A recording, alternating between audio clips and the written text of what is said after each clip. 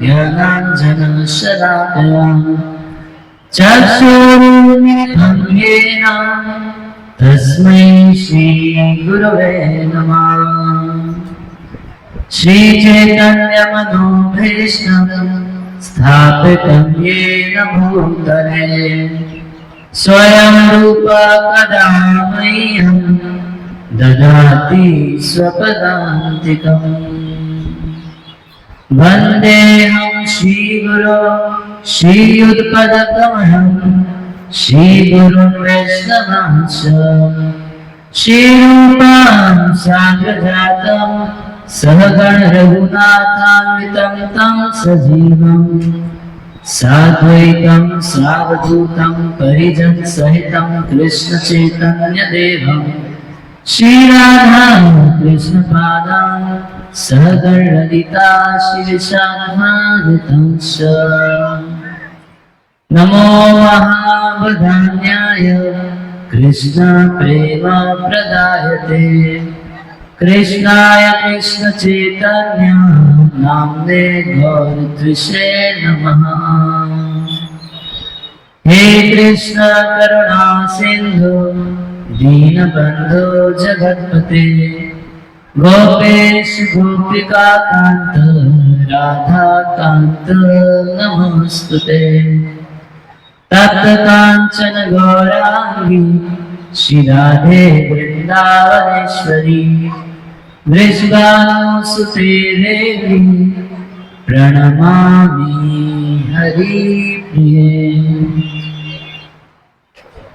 रामाय रामभद्राय रामचंद्राय वेदसे रघुनाथाय नाथाय सीताया पतये नमः। नमो विष्णुपादाय कृष्णप्रेष्ठाय भूतले श्रीमते भक्तिवेदांत स्वामिनिति नामिने। नमस्ते सरस्वती देवे गौरवाणी प्रचारिणे निर्विशेष शून्यवादी पाश्चात्यदेशतारिणे।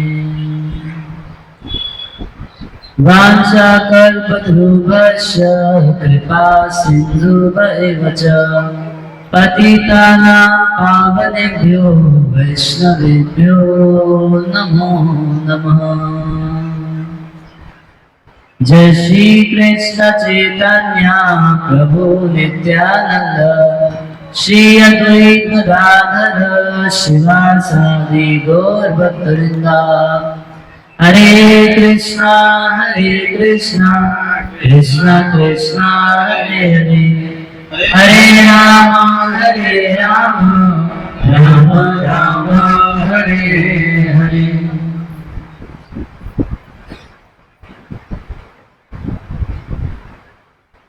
ओम नमो भगवते वासुदेवाय। ओम नमो भगवते वासुदेवाय। ओम नमो भगवते वासुदेवाय। ओम नमो भगवते वासुदेवाय। ओम नमो भगवते वासुदेवाय।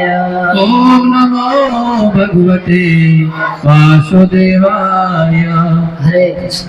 एक बार सब लोग जोर से बोलेंगे हरे कृष्णा हरे कृष्णा हरे कृष्णा हरे कृष्णा कृष्णा कृष्णा कृष्णा कृष्णा हरे हरे हरे हरे हरे राम हरे राम हरे राम हरे राम राम राम राम राम हरे हरे। हरे हरे। आप सबका स्वागत है यहाँ श्रीमद् भागवत कथा के द्वितीय दिवस में। कल समय भाग में हम लोग कुछ भागवत के महात्म्य की कथा सुने थे और प्रारंभ में जहाँ श्रीमद् भागवतम शुरू होती है सर्वात्मा को बिठा दीजिए, इधर उधर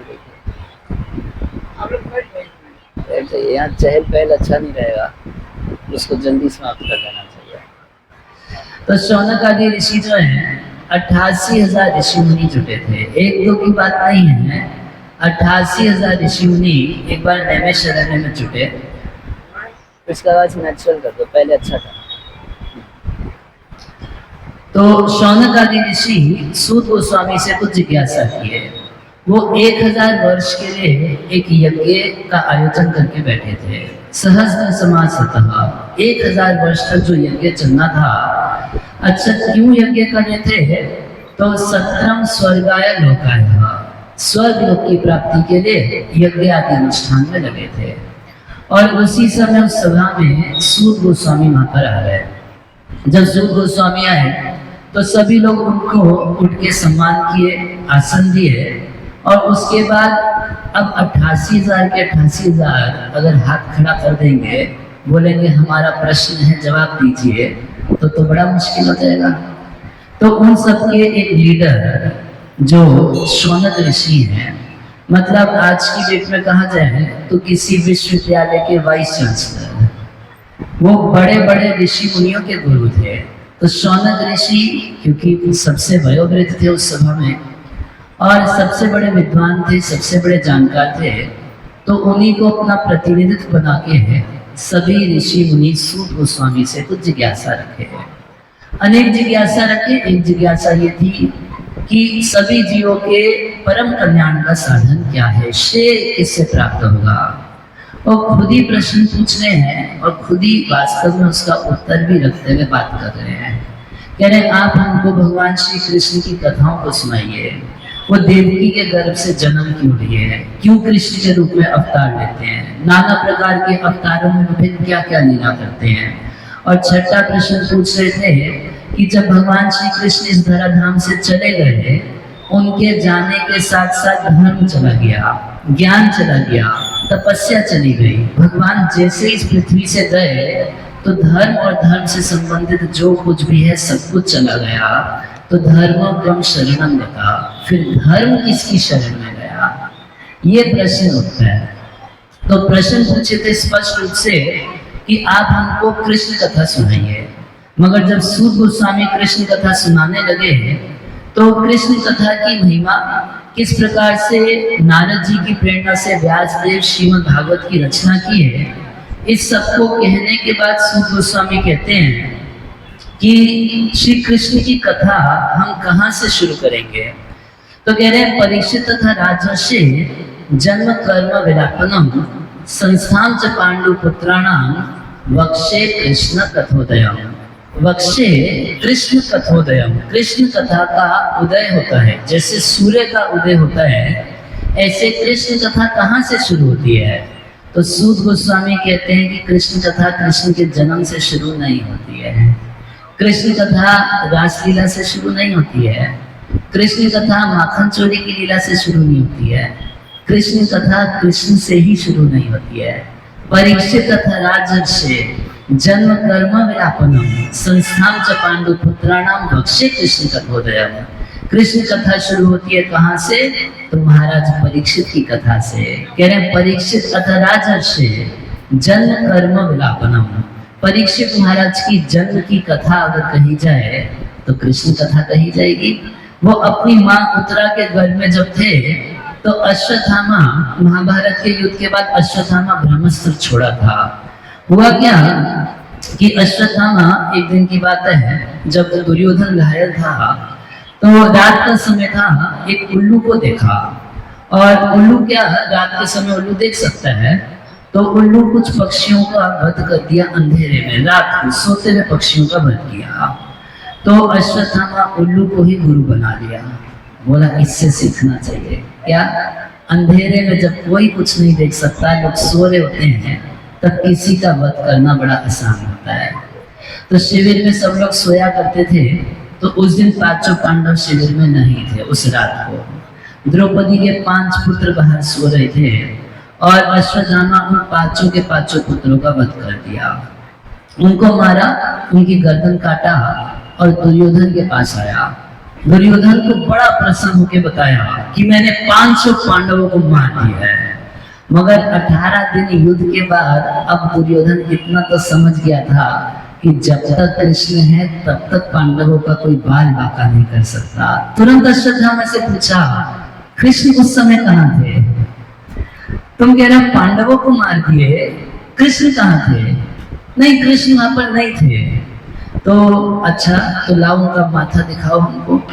तो अश्वत्थामा लेके आया जब, तो हाथ लगा के दुर्योधन देखा, हाथ अंधेरा था, हाथ लगा के देखा तो अर्जुन के बेटे का मुख अर्जुन जैसा पता चल रहा है, भीमसेन के बेटे का पुत्र का जो मुख है वो भीमसेन जैसा दिखाई पड़ रहा है। एक बार को तो दुर्योधन खुश हो गया कि सच में लगता है पांडवों को मार दिया। जब भीम के लड़के का मुख उसके हाथ में आया तो थोड़ा दबा के देखा, जब जोर लगा के दबा के देखा तो पूरा पिस गया। तब माथा पकड़ लिया दुर्योधन, बोला नहीं, तुम पांडवों को नहीं मारे, उनके छोटे छोटे बच्चों को मार के लेके आए हो। तो दुर्योधन एक ही समय में उसको शाप था कि यदि शोक और हर्ष एक ही समय में उसको हो जाएगा तभी उसकी मृत्यु होगी। तो पहले तो खुश हो गया था कि पांडव मर गए, उसके बाद इतना दुखी हुआ कि इतने लोगों के वध का पाप तो मुझको लगा ही, बस साथ में छोटे छोटे बच्चों को मारने का पाप तुमने लगवा दिया। तो अश्वत्थामा को गाली देने लगा, शाप ही दे दिया कि जैसे तुम्हारी करतूत से। अब दुर्योधन बस इतना जानता था कि ये द्रौपदी के 5 पुत्र इस कुल में अंतिम हैं, इन्हीं से आगे परंपरा चलेगी। तो शाप दे दिया कि जैसे आज तुम हमारे कुल का नाश किए हो, एक दिन तुम्हारे भी कुल का नाश होगा। अश्वत्थामा को बड़ा खराब लगा, बोला जिस दुर्योधन के लिए मैं उन बच्चों को मार के लाया, उसको खुश करना चाहता था, वो दुर्योधन उल्टा मेरे को ही शाप दे रहा है। तो अश्वत्थामा खोज किया तो पता चला कि एक बच्चा अभी बचा है स्कूल में, वो उत्तरा अभी गर्भवती है, उत्तरा के गर्भ में महाराज परीक्षित है। तो अब मन में सोच लिया कि ठीक है, तुम बोलते हो ना कि मैंने वंश खत्म किया, अब मैं सच में तुम्हारा वंश खत्म करूंगा। तब ब्रह्मास्त्र छोड़ा, एक साथ ब्रह्मास्त्र छोड़ा था, पांडवों के लिए भी और परीक्षित महाराज के लिए भी। तो पांडवगण जो थे वो तो अब ब्रह्मास्त्र आता हुआ देखे और अपना अपना अस्त्र उठा लिए, और अर्जुन गांडीव धनुष उठा लिया, भीमसेन अपना अस्त्र, सब अपना अपना अस्त्र उठा लिए, और भगवान माथा पकड़ने लगे। बोले देखो मेरे मूर्ख भक्तों को कोई न्यूक्लियर बॉम्ब छोड़ रहा है और AK-47 उठा रहे हैं, ऐसे होगा क्या? वो ब्रह्मास्त्र छोड़ा गया है, क्या ये गांडीव धनुष का काम है? क्या ये भीमसेन की गदा का काम है? पांडव लोग भगवान से रक्षा की प्रार्थना नहीं किए, भगवान 5 पांडवों की रक्षा किए। और उधर भगवान रथ पर एकदम चढ़ गए थे अब हस्तिनापुर जाने के, हस्तिनापुर से द्वारका जाने के लिए। तब तक उत्तरा भगवान के पास आई, पाही पाही, हे कृष्ण आप रक्षा कीजिए, और एक ब्रह्मास्त्र मेरे पास आ रहा है, वो मेरे गर्भ के नाश के लिए आ रहा है, इतनी कृपा कर दीजिए कि मैं मर जाऊं तो मर जाऊं, मगर मेरी संतान की रक्षा होनी चाहिए। एक स्वाभाविक है, कोई भी माँ इच्छा करती है कि यदि कुछ समस्या आ जाती है कि हमारा बच्चा बच जाए, हमको कुछ हो जाए तो हो जाए। तो उसी प्रकार उत्तरा प्रार्थना की। अब किसी हॉस्पिटल में गई होती तो डॉक्टर बोल देता हम माँ या बच्चे में से एक को बचा सकते हैं, है ना, इतना बार डॉक्टर बोल देते हैं, और फिर एक को ही बचा पाते हैं। मगर गई थी कृष्ण के पास, तो भगवान ये थोड़ी ना करेंगे कि परीक्षित को बचा लेंगे और उत्तरा को मार देंगे। भगवान दोनों की रक्षा किए, एक स्वरूप से रथ पर खड़े और दूसरे स्वरूप से उत्तरा के घर में जाके उस ब्रह्मास्त्र को फेल करके परीक्षित महाराज की रक्षा किए। तो परीक्षित महाराज प्रथम मंगल आरती कहाँ पर किए थे? अपनी माँ के गर्भ में सबसे पहली मंगल आरती की है। माँ के गर्भ में भगवान को देखे। आप बोलेंगे कि माँ का गर्भ तो बड़ा छोटा स्थान होता है, तो भगवान हाँ एकदम हौच पौच जैसे दिखाई दे रहे होंगे, या फिर भगवान का कोई रूप तो दिखाई नहीं पड़ता होगा। तो भागवत में लिखा गया है अंगुष्ठ मात्रम अमलम, भगवान का साइज कैसा था? एकदम अंगूठे के साइज के। अब गर्भ में जाना है तो जैसे आप खिलौने देखते हैं, कोई बड़ा खिलौना छोटा है ना, तो भगवान बिल्कुल अंगूठे के साइज के थे, अंगुष्ठ मात्रम। अच्छा, आँख नाक कान कुछ दिख रहा था या एक ज्योति जैसा दिख रहा था? तो कह रहे हैं अमलम, एकदम साफ रूप से उनकी सुंदर आंखें दिख रही थी, उनकी नाक दिख रही थी, उनके होठ दिख रहे थे, 4 भुजाएं दिख रही थी। सबसे पहले माँ के गर्भ में परीक्षित महाराज देख लिए भगवान को। अच्छा, जब बाहर निकले तो पूरे संसार में ढूंढते रहते थे कि जिस सुंदर व्यक्ति को मैं अपनी माँ के गर्भ में देखा हूँ वो किधर है। तो जब कभी कोई सुंदर व्यक्ति देखते थे तो सोचते थे कहीं ये वो तो नहीं, मगर ध्यान से देखते थे वो ना ये नहीं। तब दूसरा किसी सुंदर व्यक्ति को देखते थे, ये तो नहीं है वो, ना वो तो कितना सुंदर था, ये तो ऐसे ही है। तो ऐसे करते करते सब जगह परीक्षण करते थे कि वो व्यक्ति कहाँ गया जिसको मैं माँ के गर्भ में देखा था। इसीलिए परीक्षित महाराज का एक नाम परीक्षित पड़ गया। परीक्षण करने की वजह से परीक्षित कहलाने लगे। तो जन्म की कथा, वहां से श्रीमद् भागवतम प्रारंभ की। किसके जन्म की कथा? कृष्ण के जन्म की कथा नहीं, परीक्षित महाराज के जन्म की कथा। सुत गोस्वामी कह रहे यदि परीक्षित के जन्म की कथा कहेंगे तो कृष्ण कथा निकल के आएगी। जन्म, कर्म, और यदि परीक्षित महाराज के कर्मों की चर्चा करने लगे तो ऐसे राजा, ऐसे महाराज परीक्षित थे जहां वो जाते थे। आप देखते होंगे कि जब कोई राजा, कोई बहुत बड़ा मंत्री, प्रधानमंत्री जी घूमते हैं, कहीं जाते हैं तो लोग उनको कुछ कल्चरल संस्कृति का कुछ प्रोग्राम दिखाते हैं। जहां परीक्षित महाराज जाते थे उनकी प्रसन्नता के लिए उनको सबसे अच्छा क्या लगता था? भगवान का कीर्तन।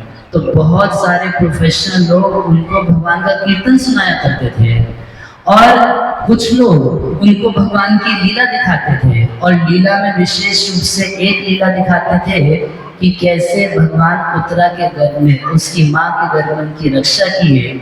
इस लीला को ड्रामे के माध्यम से दिखाते थे। ऐसे राजा, ऐसे सम्राट में परीक्षित महाराज कि उनके राज्य में वर्किंग आवर्स में, काम करने के समय में कथा सुनने का और जप करने का समय दिया जाता था। और जैसे ड्यूटी है सुबह 10 बजे से 6 बजे तक, तो उस ड्यूटी के समय में ही कथा का आयोजन रखा जाता था। सैलरी नहीं काटा जाता था, आपको पूरा पगार दिया जाएगा। करना क्या है? बैठ के भगवान की कथा सुनो, यही सबसे बड़ा काम है।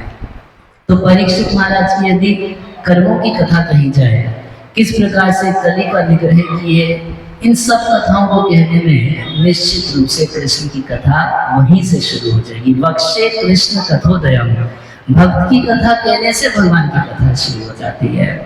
तो परीक्षित तथा राजर्षि, जन्म, कर्म और विलापनम। विलापनम मतलब उनके शरीर छोड़ने की कथा। तो यदि परीक्षित महाराज के मरने की कथा कही जाए तब तो 7 दिन श्रीमद् भागवतम बोलना ही पड़ेगा ना, कितनी कृष्ण कथा बोलनी पड़ेगी। तो यहाँ से कृष्ण कथा शुरू होती है।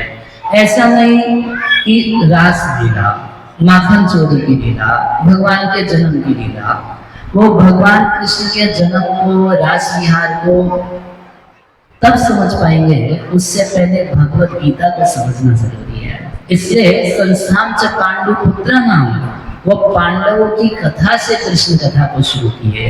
वो पांडवों की कथा में, उस महाभारत में भगवत गीता आएगी। उस भगवत गीता को प्रभुपाद जी कहा करते थे आध्यात्मिक जीवन का ABCD है। जब तक ABCD नहीं पढ़े तब तक ग्रेजुएशन का पढ़ाई कैसे पूरा हो जाएगा? पहले तो जाके क ख ग घ पढ़ना पड़ेगा, ABCD पढ़ना पड़ेगा। तो उसी प्रकार से श्रीमद् भागवत में वर्णित भगवान की लीलाओं को समझने के लिए पहले भगवत गीता समझना बहुत जरूरी है। वो कौन है कृष्ण, कैसी उनकी सत्ता है, हम लोगों का जीवन में क्या कर्तव्य है, इन सब बातों को समझेंगे, उसके बाद कृष्ण की लीला को समझ पाएंगे ना। नहीं तो जब भगवान की चोरी की लीला सुनेंगे सोचेंगे जैसे साधारण बच्चे चोरी करते हैं ऐसे वो भी चोरी करता था। भगवान की रास विहार की लीला सुनेंगे तो कितना लोग तो कमेंट करने लगते हैं कि कृष्ण करे तो रास लीला और हम करें तो एकदम सही बात है, आप करेंगे तो जेल जाना पड़ेगा। एक बार समझो तो कि वो कृष्ण कौन है। इसीलिए सूत गोस्वामी उसी परंपरा को रखे, पहले भगवद गीता और उसके बाद हम भागवत शुरू करेंगे। तो परीक्षित तथा राजर्षि जन्म कर्म विलापनम संसार च पांडु पुत्राणाम वक्षे कृष्ण कथोदयम, यहीं से कृष्ण कथा प्रारंभ किए।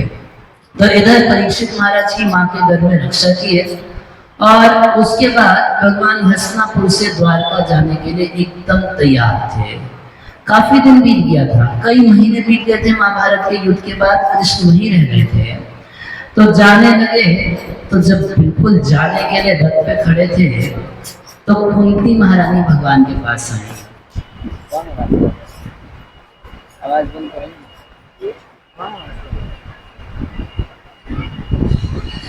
कुंती महारानी भगवान के पास गई और भगवान से प्रार्थना करने लगी।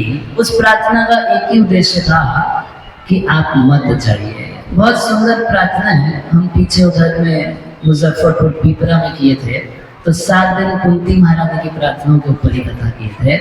तो उसी के आगे की कथा आप लोगों को यहाँ पर सोचे कि सुनाई जाएगी। कुंती महारानी बहुत सुंदर 26 श्लोकों में कृष्ण की स्तुति की, और स्तुति की सार बात बस इतनी थी कि जो हमारा ये प्रेम इधर उधर बटा हुआ है, हे कृष्ण उस सारे प्रेम को इकट्ठा करके आप अपने चरणों में लगा दीजिए। हमारी आसक्ति इधर उधर संसार में कभी सोचती थी कि कृष्ण को द्वारका चले जाना चाहिए, क्यों? वो भी हमारे रिश्तेदार लगते हैं।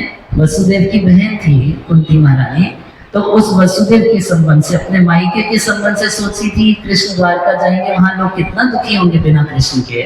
और उसके बाद अपने बच्चों के बारे में सोचती थी, पांडवों के विषय में, अर्जुन आदि के बारे में सोचती थी। तो कहती थी नहीं नहीं यहीं रुक जाइए, क्योंकि इतने सारे राजाओं का जिनका वध हुआ है महाभारत के युद्ध में, अब उनके परिवार के लोग हमारे शत्रु बन गए, तो अभी और रुकने की आवश्यकता। ये मत सोचिए आपका काम खत्म हो गया। तो कुंती महारानी का मन घड़ी के पेंडुलम की तरह कभी सोचती थी कृष्ण चले जाए, हमारे मायके के लोगों को सुखी करेंगे, और कभी इधर ससुराल के लोगों को सोचती थी तो बोलती थी कि नहीं यहीं पर रह जाइए। तो देखिए मेरा मन तो घड़ी के पेंडुलम की तरह कभी हाँ कभी ना, कभी हाँ कभी ना। तो भगवान को प्रार्थना की कि ये जो मैं 2 परिवारों से अपना प्रेम रख रही हूँ ना, इन दोनों से हटके केवल आपके चरणों में हो जाए, और दोनों में कहीं ना रहे, और केवल आपके प्रति मेरी आसक्ति हो। बड़ा सुंदर स्तुति की। उनकी स्तुति को सुन के भगवान रुक गए, हस्तिनापुर में ही रुक गए। और रुकने के पीछे एक कारण और था जो आगे आएगा। उधर कुंती महारानी की प्रार्थना सुन के रुक तो गए।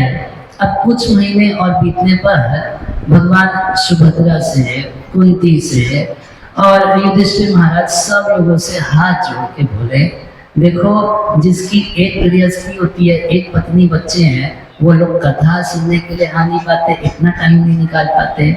मेरी एक तो गृहस्थी थोड़ी ना है, 16,108 शादियां किया हूँ, एक वाले को इतना टाइम नहीं, और 16,108 वाला इतने दिन हस्तिनापुर रहेगा, वह द्वारका में काम कैसे चलेगा? तो अब हमको जाने दीजिए। और फिर युधिष्ठिर महाराज रोक लिए। पहले कुंती महारानी रोक ली, अब युधिष्ठिर महाराज रोक लिए, बोले ना अभी मत जाइए, कुछ दिन और रह जाइए फिर चले जाइएगा। अच्छा देखिए, महाभारत के युद्ध से पहले अर्जुन को मोह हो गया, अर्जुन शोकग्रस्त हो गए।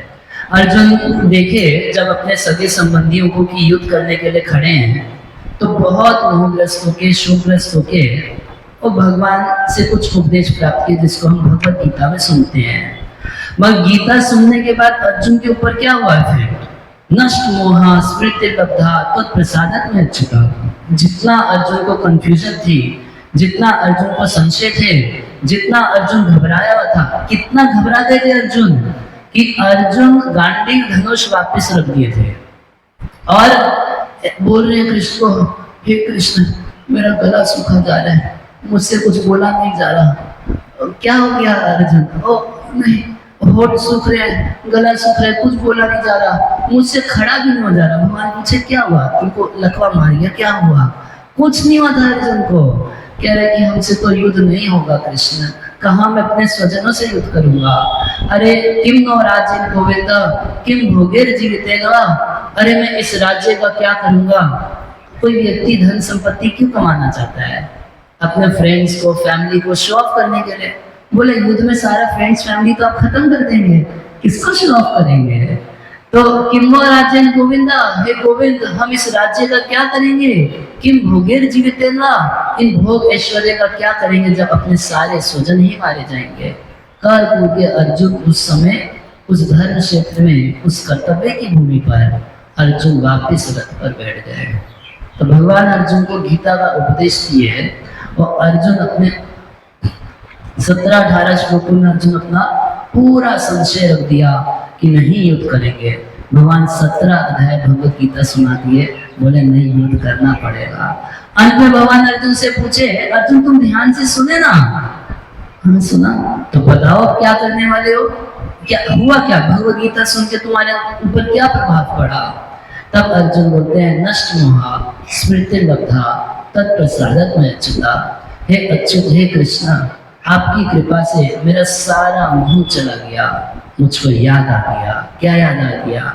मैं आपका नित्य दास हूँ, आपकी आज्ञा के अनुसार जीवन जीना यही मेरा कर्तव्य है। ये चीज याद आ गई। अच्छा ठीक है, बातें तो बहुत हुई, करोगे क्या? कह रहे करिष्ये वचनम, तो जो आप कह रहे हो मैं करने के लिए तैयार हूँ। तो भगवत गीता सुन के अर्जुन का मोह तो दूर हो गया। मगर जब महाभारत का युद्ध पूरा समाप्त हो गया और युधिष्ठिर महाराज को राजगद्दी पे बिठाया जा रहा था, राजा बनने के बाद युधिष्ठिर महाराज को शोक हो गया, वो एकदम मोहग्रस्त हो गए। ताम पद्धम इति उपामंत्र्य प्रविश्य गजासहम स्त्रियस्य स्वपुरम यस्यम प्रेरणा राज्य निवर्तितः। सूत गोस्वामी कह रहे हैं कि प्रेरणा, वो युधिष्ठिर महाराज के प्रेम के कारण भगवान गए नहीं, वापस द्वारका नहीं गए, कुछ दिन और हस्तिनापुर में ही रह गए।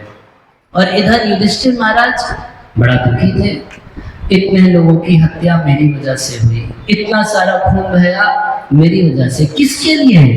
एक मुझको राजा बनाने के लिए कितना करोड़ों करोड़ों लोगों का वध हो गया। ये सब ठीक नहीं हुआ, ये बिल्कुल उचित नहीं हुआ। तो सब लोग आके युधिष्ठिर महाराज को समझाते थे, भगवान भी समझाते थे, व्यासदेव भी समझाते थे, बड़े बड़े ऋषि मुनि भी समझाते थे। बाकी बात एक संत कथा कह रहे थे, बोले कि ऋषि मुनि अपने आश्रम पे जाते थे, ब्रेकफास्ट करके आते थे, फिर युधिष्ठिर महाराज को समझाते थे। वो नहीं समझते थे, कितना समझाए कि देखो ये तो धर्म युद्ध था, ये तुम्हारी वजह से नहीं हुआ, युद्ध होना ही था। प्रभुपाद जी कहते थे कि युद्ध एक आवश्यक बुराई है, युद्ध अच्छा तो नहीं है मगर कभी कभी बहुत आवश्यक हो जाता है, युद्ध करना पड़ता है। तो वो युद्ध जो हुआ था वो धर्म के लिए हुआ था। वो ये सारे असुर थे, कौन? कंस आदि, दुर्योधन आदि, सबके सब तो असुर ही जन्म लिए थे। तो दुर्योधन आदि असुरों को वध करने के लिए युद्ध किया गया था। तो व्यासदेव समझाए कि देखो पहले भी पूर्व काल में कई इतिहास सुनाए, पूर्व काल में भी ऐसे कई बार युद्ध हुए हैं और ये धर्म के लिए हुआ था, इसमें तुम्हारा कोई दोष नहीं। तो व्यास आदिर ईश्वरे रहते कृष्ण अद्भुत कर्मणा। सूत गोस्वामी कह रहे हैं कि व्यासदेव समझाए और आदि मतलब धौम्य ऋषि समझाए, असीत जी समझाए, जितने ऋषि मुनि थे सब आके युधिष्ठिर महाराज को समझाते थे। और कैसे ऋषि मुनि? तो कह रहे हैं ईश्वर यह, वो ईश्वर के यह यानी कि वो क्या करना चाहते हैं, वो कृष्ण क्या करना चाहते हैं, वो लोग समझ नहीं रहे थे। देखिए कह रहे कृष्ण अद्भुत कर्मणा, कृष्ण के कर्म कैसे हैं? तो बड़े अद्भुत कर्म करते हैं। भाई छोटे से 6 दिन के कृष्ण थे तो पूतना नाम की राक्षसी को मार दिए, केवल उसका स्तन पी के, दूध पी के उसका प्राण हर लिए। छोटे से 7 साल के कृष्ण बाएं हाथ की छोटी उंगली पे गोवर्धन पर्वत उठा लिए। कोई उठा सकता है संसार में? इस संसार में आजकल इतने सारे नए नए भगवान बनते हैं, उनको बोलिए कि तुम एक हाथ में स्टेज उठा के दिखा दो, नहीं उठा पाएंगे। और भगवान केवल 7 वर्ष के थे उस समय अपने बाएं हाथ की छोटी उंगली के ऊपर गोवर्धन पर्वत उठा लिए, तो अद्भुत कर्म किए। मगर ये सारे तो अद्भुत कर्म है ही, इससे बड़ा एक अद्भुत कर्म भगवान अभी कर रहे हैं। वो क्या? वो बाहर से युधिष्ठिर महाराज को समझाते थे कि ये तो धर्म के लिए युद्ध हुआ, इसके लिए तुम पश्चाताप मत करो, तुम्हारी वजह से युद्ध नहीं हुआ। हम एक अच्छा राजा, अच्छी सरकार चाहते थे, ऐसी सरकार चाहते थे जो धर्म के अनुसार अनुशासन करे। दुर्योधन आदि धर्म के अनुसार नहीं करते थे, उनको हटा के हम एक धार्मिक राजा चाहते थे, उसके लिए महाभारत का युद्ध हुआ। ये तुम्हारी वजह से नहीं हुआ, ये धर्म के लिए युद्ध किया गया था। तो भगवान बाहर से तो समझा रहे हैं मगर हृदय में परमात्मा रूप से रह के युधिष्ठिर महाराज को कुछ समझने में नहीं दे रहे हैं। इसको बोलते हैं अद्भुत कर्मणा। भाई अर्जुन को समझाए, अर्जुन समझ गए, और इधर युधिष्ठिर महाराज को वही गीता वक्ता समझा रहे हैं मगर समझा समझा के हार गए, कोई उनको समझा नहीं पाया। प्रबोधित, उनको प्रबोध नहीं हुआ। अभी इतिहास ही अनेक इतिहास सुनाए। देखिए, किसी को कुछ समझाना हो तो उसको कुछ पुरानी कथाएं सुना के समझाने से व्यक्ति को समझ में आ जाता है। एक तरीका होता है समझाने का। अब आप सीधा सीधा किसी को जाके बोलिए तुम गलत कर रहे हो, तो व्यक्ति को बुरा लग जाता है, अरे हमको सीधे गलत बोल दिया। या किसी को बताएं कि ऐसा करना चाहिए वैसा करना चाहिए, तो हो सकता है दिल पे तुरंत मान ले, दुख मान ले। मगर अगर आप किसी को कुछ इतिहास सुनाएं और फिर कोई बात बताएं कि पहले भी ऐसा हुआ करता था, तो व्यक्ति उसको अच्छे तरीके से ले पाता है। जैसे जब भगवान रामचंद्र वनवास के लिए जा रहे थे, वो दशरथ महाराज को राम जी को नहीं बोले कि तुम जंगल में चले जाओ। उनकी सौतेली माँ, कौन? केकई, उनकी माँ थी ना केकई। केकई वास्तव में राम जी को बोली। तो उस समय दशरथ महाराज और सब लोग तो दुखी थे ही, और भगवान रामचंद्र केवल दशरथ जी को इतना कह गए, 14 साल कौन सी बहुत बड़ी बात है, यूं जाऊंगा और यूं आ जाऊंगा। उधर जब माँ कौशल्या के पास पहुंचे तो राम जी धर्म संकट में पड़ गए। ये स्नेहमयी जननी, इतना स्नेह इतना प्रेम जो मुझको करती है कौशल्या, मैं उसको कैसे कह दूं कि जा रहा हूं। मुश्किल था राम जी के लिए, बहुत मुश्किल था। तो भगवान राम क्या किए, सबसे पहले तो बोले कि देखिए माँ, एक पिताजी मेरे को राजा नियुक्त किए, बस यहाँ अयोध्या का नहीं जंगल का राजा बनाए हैं, कोई कोई कष्ट नहीं है हमको। और भगवान अनेक इतिहास सुनाने लगे। देखिए, पूर्व काल में ऐसे बहुत सारे राजा हुए जो बहुत त्याग किए धर्म के लिए। तो आज हमें भी मौका मिला है, माँ खुशी खुशी आशीर्वाद दे दीजिए। तो कुछ पुराने इतिहास सुनाने से, कुछ पुरानी घटनाएं सुनाने से व्यक्ति का मन अनुकूल हो जाता है। मगर युधिष्ठिर महाराज को हजारों करोड़ों कथाएं सुना दी। कौन सुना रहे? वो व्यासदेव जो संपूर्ण शास्त्रों की रचना की है, वो व्यासदेव समझाए। मगर युधिष्ठिर महाराज ना अभूतः सुचारिता, इतना दुखी थे, इतना दुखी थे कि कैसे भी वो समझ के नहीं ले रहे थे। तो इधर वास्तव में भगवान की एक इच्छा थी। क्या इच्छा थी? भगवान समझा रहे हैं, युधिष्ठिर महाराज नहीं समझ रहे हैं। भगवान उनको अपने भक्त भीष्म पितामह से सुनवाना चाहते थे। ये भगवान का स्वभाव है। भगवान अपने से ज्यादा महिमा अपने भक्त की बनाना चाहते हैं। भगवान हमेशा एक काम करते रहते हैं, वो अपने भक्त का प्रशंसा करते हैं, अपने भक्त का गुणगान बढ़ाते रहना चाहते हैं। और भक्त हमेशा क्या चाहता है? भक्त हमेशा भगवान का गुणगान करना चाहता है। तो पूरे विश्व में श्रीला प्रभुपाद जी आज अगर हम लोग को कोई जानता है तो किस रूप में जानता है? कोई ज्यादा ये नहीं जानता कि प्रभुपाद जी के चेले हैं। लोग कैसे जानते हैं ज्यादा? ये लोग हरे कृष्ण वाले हैं। प्रभुपाद जी जहाँ गए कृष्ण को आगे रखे, कृष्ण का गुणगान बढ़ाए। अब बदले में भगवान क्या किए? भगवान प्रभुपाद जी का गुणगान पूरे संसार में कर दिए। तो भगवान की हमेशा इच्छा रहती है वो अपनी महिमा से मोह से संत अधिक करीने का। भगवान शबरी को उपदेश देते हैं, कह रहे हैं कि मुझसे बढ़कर मेरे भक्तों को जानना। भगवान अपने भक्तों की महिमा बढ़ाना चाहते हैं। तो गीता वक्ता भगवान युधिष्ठिर को कुछ नहीं समझा पाए, और भीष्म पितामह जब समझाएंगे तब युधिष्ठिर महाराज समझ जाएंगे। तो एक इच्छा तो भगवान की ये थी, और दूसरी इच्छा भगवान की ये थी कि भीष्म पितामह अपना देह त्याग करते हुए कृष्ण का दर्शन करना चाहते थे। ये इन लोगों को चुप कीजिए, बिठा दीजिए।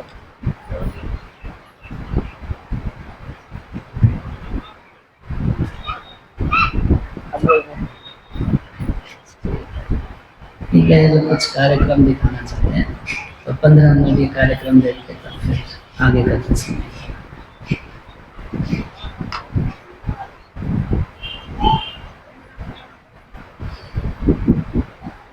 मंतोष को है, मंतोष का है,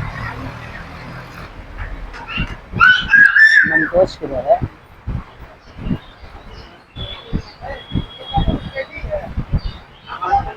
क्या प्रेम के वश में रहते हैं।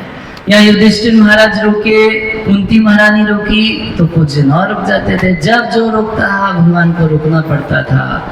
भगवान अपने भक्तों से इतना प्रेम करते हैं कि उनके रोकने पर ना रुके ऐसा भगवान नहीं कर सकते।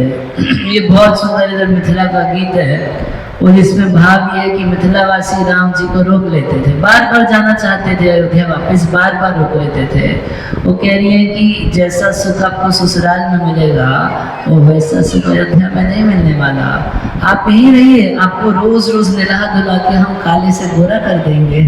और तरह तरह से बड़ा लालच भगवान को दे रहे हैं। और भगवान बाकी चीज़ों के लालची नहीं है, वो प्रेम के बहुत लालची रहते हैं।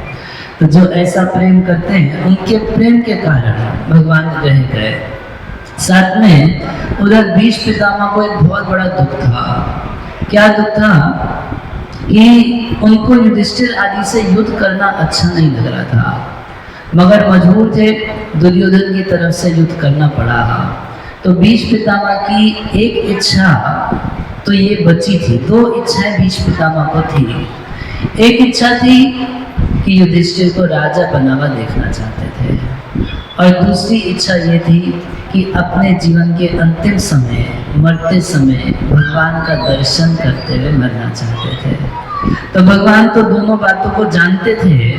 अब भगवान अगर सामने से बोले कि मैं भीष्म के पास जाना चाहता हूँ, तो भगवान कितना प्रेम करते हैं भीष्म पितामह को सामने दिख जाता। और प्रेम का एक स्वभाव ये होता है कि प्रेम अपने आप को छिपाना चाहता है। जहाँ प्रेम नहीं है, ऐसे कुछ लोग ऐसे ही व्हाट्सएप स्टेटस पे लिख देते हैं आई लव यू कृष्णा, और कोई प्रेम नहीं है उसमें वास्तव में। और प्रेम का स्वभाव है कि प्रेम अपने आप को छिपाता है। तो भगवान अपने प्रेम को छिपाना चाहते हैं, तो एक बहाना चाहिए। उनको जाना है भीष्म के पास, मगर भगवान को कुछ तो बहाना चाहिए। तो क्या बहाना बनाए? भगवान युधिष्ठिर महाराज के मन में मोह उत्पन्न कर दिए। नहीं तो युधिष्ठिर भगवान के शुद्ध भक्त हैं, क्या युधिष्ठिर महाराज के अंदर मोह हो सकता है, अज्ञान हो सकता है? नहीं हो सकता। फिर कैसे हो गया? भगवान की इच्छा से हो गया। देखिए प्रभुपाद जी कहा करते थे कि भगवान अर्जुन को भगवद गीता सुनाए, तो अर्जुन तो भगवान के शुद्ध भक्त हैं। आखिर अर्जुन में इतनी देहात बुद्धि कैसे हो गई? अर्जुन में इतना अज्ञान कैसे हो गया? तो भगवान अपनी इच्छा से अर्जुन में अज्ञान उत्पन्न किए और गीता सुना के उस अज्ञान को दूर कर दिए। प्रभुपाद एक उदाहरण दिया करते थे, जैसे मान लीजिए किसी घर में और बेटे का नया नया शादी हुआ है, तो बहू आके घर में रह रही होती है और छोटा छोटा कुछ काम भी करती रहती है। तो सास को बहू को डांटना है या कुछ समझाना है, देख ये काम तू ठीक नहीं करती। अब सीधे बहू को बोलेगी तो बुरा मान जाएगी ना। तो सास क्या करती है, वो माता जी क्या करेगी, वो अपनी बेटी को डांट लगाती है, तू इतने साल से इस घर में रहती है, तुझे ये भी नहीं पता क्या चीज़ कहाँ रखनी होती है। अच्छा बोल रही है सामने से देखने में बेटी को, मगर सुना किसको रही है? वो बहू को सुनाना चाहती है।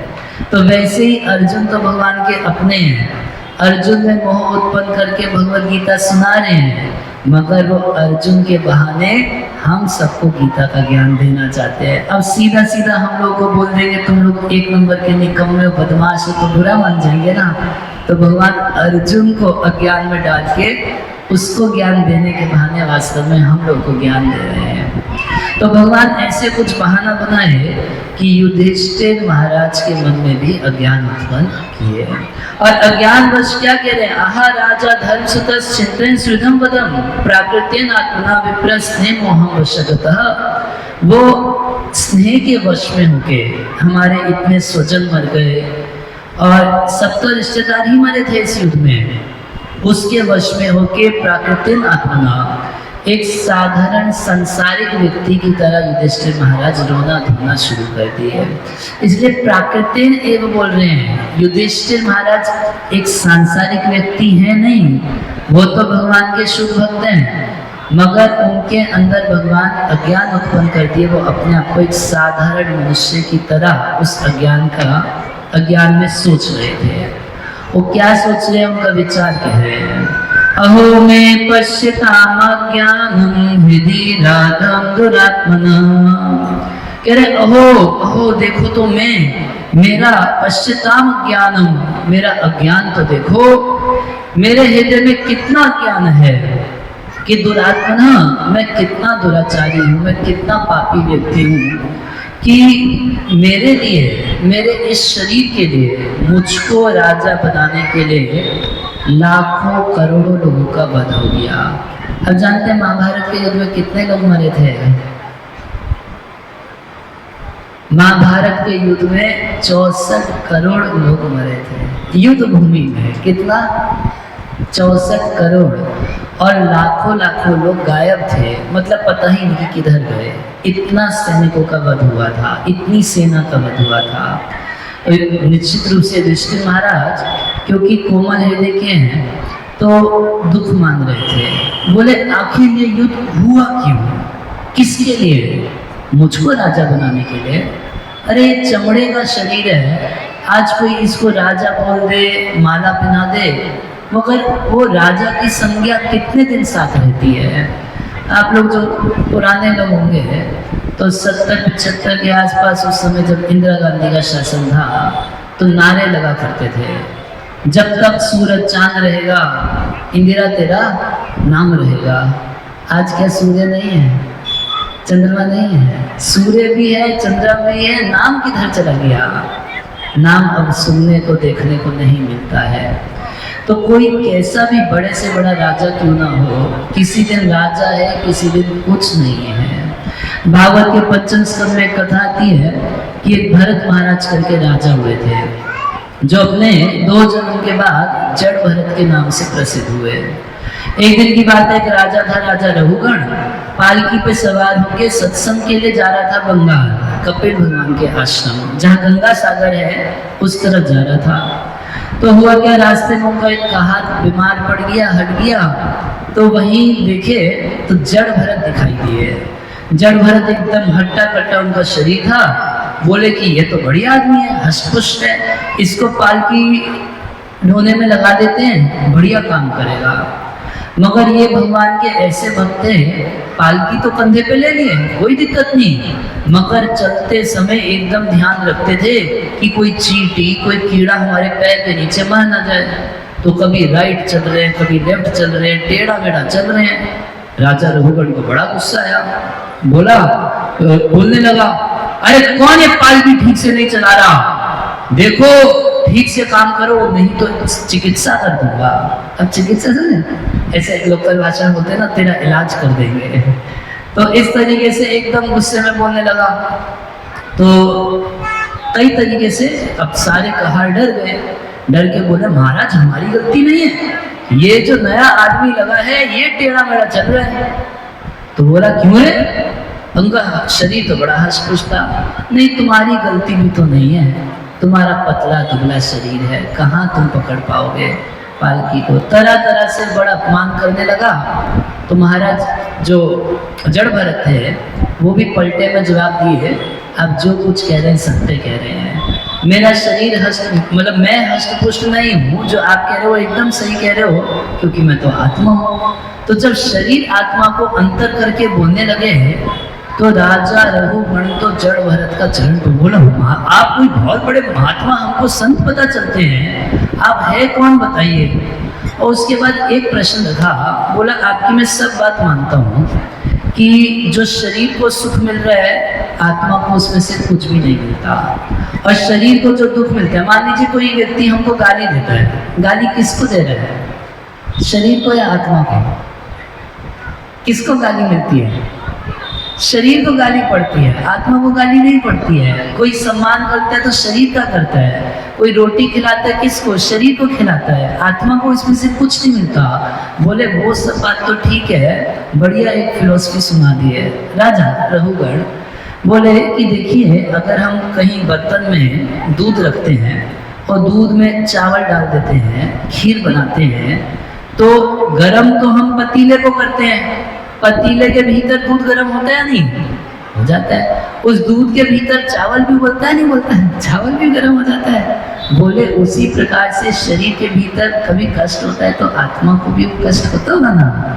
कितना लोग अज्ञान में ऐसे बोलते हैं मेरी आत्मा दुखियाई जा रही है, आत्मा नहीं दुखती है, वो अहंकार दुखता है, मन दुखता है, तो व्यक्ति उसको थोप देता है आत्मा के ऊपर।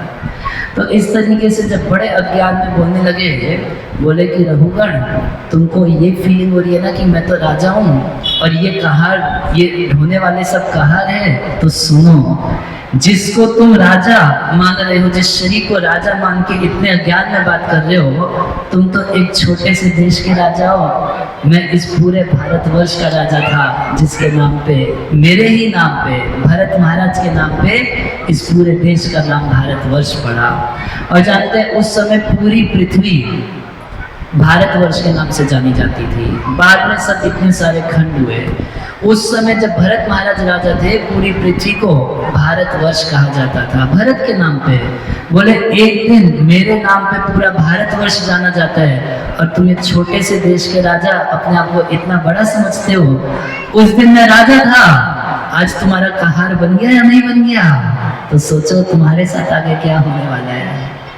तो ये सब उपाधि बड़ी क्षणभंगुर है। तो महाराज परीक्षित रो रहे हैं, अहो मैं पश्चितम अज्ञानम, मेरे अज्ञान को तो देखिए कि इस शरीर को मैं मान के इसी को राजा बनाने के चक्कर में कितना लाखों लाखों लोगों को मरवा दिया मैं। कह रहे पारकस्य व देहस्य, ये शरीर कैसा है? तो पारक्य का अर्थ होता है कि ये शरीर दूसरों के लिए है, या तो जीते जी इसको दूसरों की सेवा में लगा दीजिए, और नहीं तो मरने के बाद भी ये हमारे हाथ की वस्तु नहीं है, ये हमारा नहीं है, हमारा कुछ भी नहीं है वास्तव में। मरने के बाद ये शरीर किसका हो जाएगा? भागवत में एक प्रश्न उठाया गया है कि कई लोग इस शरीर के ऊपर क्लेम करते हैं। माँ बोलती है मेरा है, पिता बोलता है मेरा है, नौकरी करते हैं बॉस बोलते हैं मेरा है, गाँव के लोग बोलते हैं मेरा है, बेटा बोलता है मेरा है, शादी हो जाती है तो पत्नी बोलती है मेरा है। इतने सारे लोग मेरा मेरा मेरा मेरा करते हैं, मगर वास्तव में शरीर है किसका? लास्ट में इसका कंजम्पशन कौन करेगा? तो लास्ट में ये शरीर अग्नि को प्राप्त हो जाता है। न माँ का है, न ये शरीर बाप का रहता, न भाई का रहता, न पत्नी का रहता, ये किसका हो जाता है? अग्नि का हो जाता है। और तब इसको राजा नहीं कहा जाता, इसको राख कहा जाता है ना? तब इसकी एक ही संज्ञा बच जाती है, चाहे राजा मरे, चाहे गरीब आदमी मरे, चाहे भारत का आदमी मरे, और चाहे विदेशी आदमी मरे, कोई भी आदमी, औरत मरे, कोई भी मरे, उसको लास्ट में क्या मिलता है? अग्नि उसका कंजम्पशन करती है और राख उसकी संज्ञा हो जाती है। बोले अच्छा ठीक है, अग्नि तो हम लोग यहाँ दी जाती है ना, तो कहीं कहीं जगह जमीन में दफना दिया जाता है। तो बोले तब वो कंजम्पशन कौन करता है उसका? कीड़े मकोड़े उसका कंजम्पशन करते हैं और उसका क्या बन जाता है? उसकी भी संज्ञा वो नहीं रहती जो पहले थी।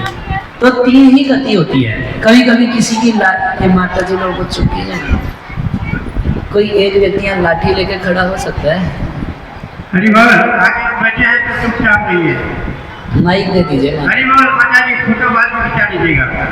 फोटो तो एक सेकंड, माइक दीजिए ना माता जी, कुछ बोलना चाहते हैं ना? आप ही को बोल रहे हैं माता जी, आप ही को बोल रहे हैं, आगे बैठे हैं। माइक दे दें आपको। फिर भी देखो कुछ इम्पोर्टेंट मीटिंग चल रही है ना, कथा बहुत थोड़ी देर हो रही है और हम कथा ही सुनना है ना, तो जिस काम के लिए आया वो काम अच्छे से कर लेना चाहिए, है कि नहीं? गलत तो नहीं बोला ना? आप कभी कभी देखते होंगे यहाँ पे कुछ बाजार लगता है, सोमवार बाजार, बुध बाजार, कुछ बाजार लगता है, कई बार कुछ बाजार लगता है, रविवार का बाजार लगता है, सोम बाजार लगता है, मंगल बाजार लगता है, कुछ लगता है। तो उसमें मान लीजिए किसी की दुकान है और दुकान पे उस दिन बड़ा भीड़ रहती है, बहुत सारे लोग आएंगे, बहुत सारे खरीदारी करेंगे। मान लीजिए किसी दुकानदार का सबसे करीबी मित्र वहाँ पर आ जाए तो उससे बात करने लगे, मालूम है पड़ोसी के घर में क्या हुआ, ये हुआ वो हुआ, तो क्या बोलता दुकानदार? देख अभी धंधे के समय डिस्टर्ब मत कर, बाद में बात करिए, है ना? क्यों? अभी कमाने का समय है। बिल्कुल उसी प्रकार से अभी कमाने का समय है, सुन लीजिए ध्यान से, और बगल वाली डिस्टर्ब करे तो बोल दीजिए कि भैया हमको क्षमा करिए, तुम भी सुन लो, हमको भी सुनने दो। तब भी ना समझे तो उठ के दूसरी जगह बैठ जाइए। भाई धंधे में मंदा मत कीजिए, है ना? धंधे का समय है, कमा लीजिए। सुनने का अवसर कितना मिलता है, वो भी श्रीमद् भागवतम जैसा ग्रंथ, तो प्राय अवसर नहीं मिलता हम लोग को सुनने का। घर गृहस्थी की इतनी टेंशनबाजी है कि सुन लेते हैं तो सुनने के बाद आधा घंटा में ही सब कुछ भूल भी जाते हैं, और फिर भी सुनने के लिए आए और ठीक से ना सुने तो कितना बड़ा लॉस है, नहीं है कि नहीं? गलत तो नहीं बोल रहा। तो हम जिस उद्देश्य से आए हैं उस उद्देश्य को अच्छे से कर लेना चाहिए, इसमें आपकी और हमारी दोनों की भलाई है। हमको भी बहुत डिस्टर्ब होता है, मैं इतनी सब चहल पहल में कभी कथा नहीं करता। हम लोगों को वो सब शिक्षा दी नहीं गई है कि चहल पहल मनोरंजन वाली जो कथाएं होती हैं, हम लोगों को प्रभुपाद जी की कृपा से शिक्षा मिली है एकदम समाधि में कथा सुनानी है। वो भागवत में पूरा अपना मन लगा रहे, भागवत में दूसरे का भी मन लगे, ऐसी कथा हो। नहीं तो कथा हुई सब कुछ हुई, मन भगवान में लगा नहीं, तो क्या लाभ, चाहे सुनाने वाले का चाहे सुनने वाले का। तो ये आप सबसे हाथ जोड़ के प्रार्थना है कि थोड़ा सा डिसिप्लिन बना के रखिए, उससे कथा में अच्छा रस प्राप्त हो पाएगा, ज्ञान भी लाभ होगा। युधिष्ठिर महाराज तो यही रो रहे हैं कि हमको अज्ञान बहुत है, कह रहे पारकस्य, ये देह हमारा नहीं है, ये देह दूसरे को मिलेगा, या तो अग्नि को मिलेगा, या अगर दफना दिया तो कीड़े मकोड़े इसको खाएंगे, और अगर इसको फेंक दिया, कभी कभी किसी किसी के शरीर को फेंक दिया जाता है, या कहीं ऐसी जगह जाके मर जाता है जहाँ लाश देखने वाला कोई नहीं होता, तो फिर कुत्ता और सियार का भोजन बन जाता है। तो इन्हीं तीनों में से किसी का भोजन बनेगा, या तो अग्नि का, या कुत्ते सियार का, या कृमि भोजन बनेगा, कुछ कीड़े मकोड़ों का भोजन बनेगा। बोले ऐसे इस टेम्पररी शरीर को, इस क्षणभंगुर शरीर को राजा की संज्ञा देने के लिए, इसको राजा बनाने के लिए मैंने इतने लाखों करोड़ों लोगों का वध करवा दिया, ये बहुत खराब हुआ। बोले अच्छा अगर युद्ध हो और युद्ध में शत्रु मारे जाते तब तो फिर कोई बात थी, मगर इस युद्ध में सारे स्वजनों की हत्या हुई है, और ज्यादा दुख की बात है ना भाई। युद्ध हुआ, लड़ाई झगड़ा हुआ और हमारे शत्रुओं का वध हुआ होता तो कुछ आनंद होता मन में कि चलो शत्रु मारे गए, मगर इस दुहे को राजा बनाने के चक्कर में हमने स्वजनों का वध किया। बाल द्वेष सुहिन मित्रा पितृवाति गुरुत्व नाम श्याम निरयन मोक्षो है अपी वर्षा युत। कह रहे हैं कि बालकों की हत्या हुई। देखिए पहले जमाने में जो युद्ध होते थे उसमें बच्चों का वध नहीं होता था। आजकल कैसी लड़ाई होती है, अभी यूक्रेन और रशिया के बीच में वॉर हुआ, युद्ध हुआ, मगर युद्ध किसी युद्ध भूमि में नहीं हुआ, वहां पर साधारण जनता के ऊपर बम फेंके जा रहे हैं, साधारण जनता को सताया जा रहा है, उन लोगों को घर से बेघर किया जा रहा है। मगर हम लोगों की संस्कृति में कभी युद्ध ऐसे नहीं होता था। युद्ध कैसे होता था, एक युद्ध भूमि में युद्ध होता था और केवल सोल्जर्स के बीच में युद्ध होता था, केवल क्षत्रिय जो युद्ध के लिए खड़े हैं उन्हीं के बीच में युद्ध होता था। ऐसा कभी नहीं कि साधारण जनता के ऊपर बमबारी करी जा रही है, उनके ऊपर गोलियां चलाई जा रही हैं, उनको घर से बेघर किया जा रहा है। ये धर्म का सिद्धांत नहीं है, ये धर्म युद्ध का सिद्धांत नहीं है। धर्म युद्ध में जैसे कुरुक्षेत्र की युद्ध भूमि में महाभारत का युद्ध हुआ, वो कुरुक्षेत्र की भूमि में ही हुआ और वहाँ केवल क्षत्रिय सोल्जर्स थे, केवल सोल्जर्स ही युद्ध में भाग लिए थे, मगर कुछ कुछ बच्चों का भी वध हुआ। युधिष्ठिर महाराज की नजर से कौन मरा, तो अभिमन्यु मरा था। और बोले कि बच्चों का बड़ा अहित हुआ, क्योंकि युद्ध में सेना में ज्यादातर कौन होते हैं, जवान लोग होते हैं, बोलते हैं ना जय जवान, जवान लोग होते हैं। तो ऐसे अनेक जवानों का वध हो गया तो उनके छोटे छोटे बच्चे अनाथ हो गए। ये एक बहुत बड़े दुख की बात है या नहीं है। बाल द्विज और अनेक ब्राह्मणों का वध हो गया, जैसे द्रोणाचार्य आदि, ये ब्राह्मण लोग भी युद्ध में थे। सुहित, हमारे सुहित जो थे उनका, हमारे मित्रों का वध हुआ, कर्ण आदि हमारे मित्रों का वध हुआ। पितृ भारती और पितृ अभी भीष्म पितामह, वो तो बाण शैया पर लेटे हुए थे, एकदम मरण शैया में लेटे हुए थे, तो मरा वही माना जाएगा ना। कह रहे हमारे दादा तुल्य भीष्म पितामह का वध हुआ, हमारे भाइयों का वध हुआ, इन सब का वध हुआ गुरुद्रोह। और द्रोणाचार्य जो हमारे गुरु लगते हैं, कोई व्यक्ति अपने गुरु का वध करता है, गुरु का मर्डर करता है, बोले हम लोगों से अपने गुरु का भी वध हो गया, द्रोणाचार्य तक का वध कर दिया। न में स्या निर्यान मोक्षो, मुझको नरक से छुटकारा नहीं मिल सकता। है अपी वर्ष आयु कह रहे कि करोड़ों करोड़ों वर्षों तक मुझको नरक में रहना पड़ेगा, कुछ भी उपाय करके मुझको नरक से मुक्ति नहीं मिल सकती है। इतना पाप हमसे हो गया, इतना पाप हमसे हो गया कि कैसे भी मुक्ति नहीं मिल सकती, बहुत बड़ा पाप हुआ। नैनो राज्य प्रजा भरतुर।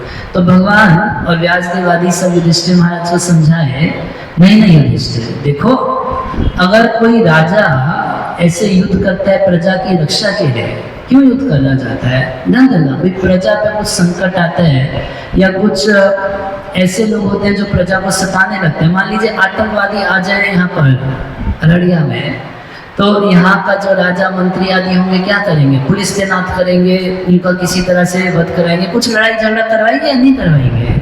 तो लड़ाई झगड़ा अगर राजा करवाता है उसमें कोई दोष नहीं माना जाता। देखिए आर्मी में अभी भी ऐसा सिस्टम है कि अगर कोई व्यक्ति अपने मन से किसी के ऊपर गोली चला दे तो उसके ऊपर भी केस हो जाएगा, क्यों चलाया। मगर अपने उच्च अधिकारियों के आदेश पर अगर गोली चलाता है, अपने उच्च अधिकारियों के आदेश पर किसी को गोली चला के मार देता है तो उसको मेडल दिया जाता है, शाबाशी दी जाती है।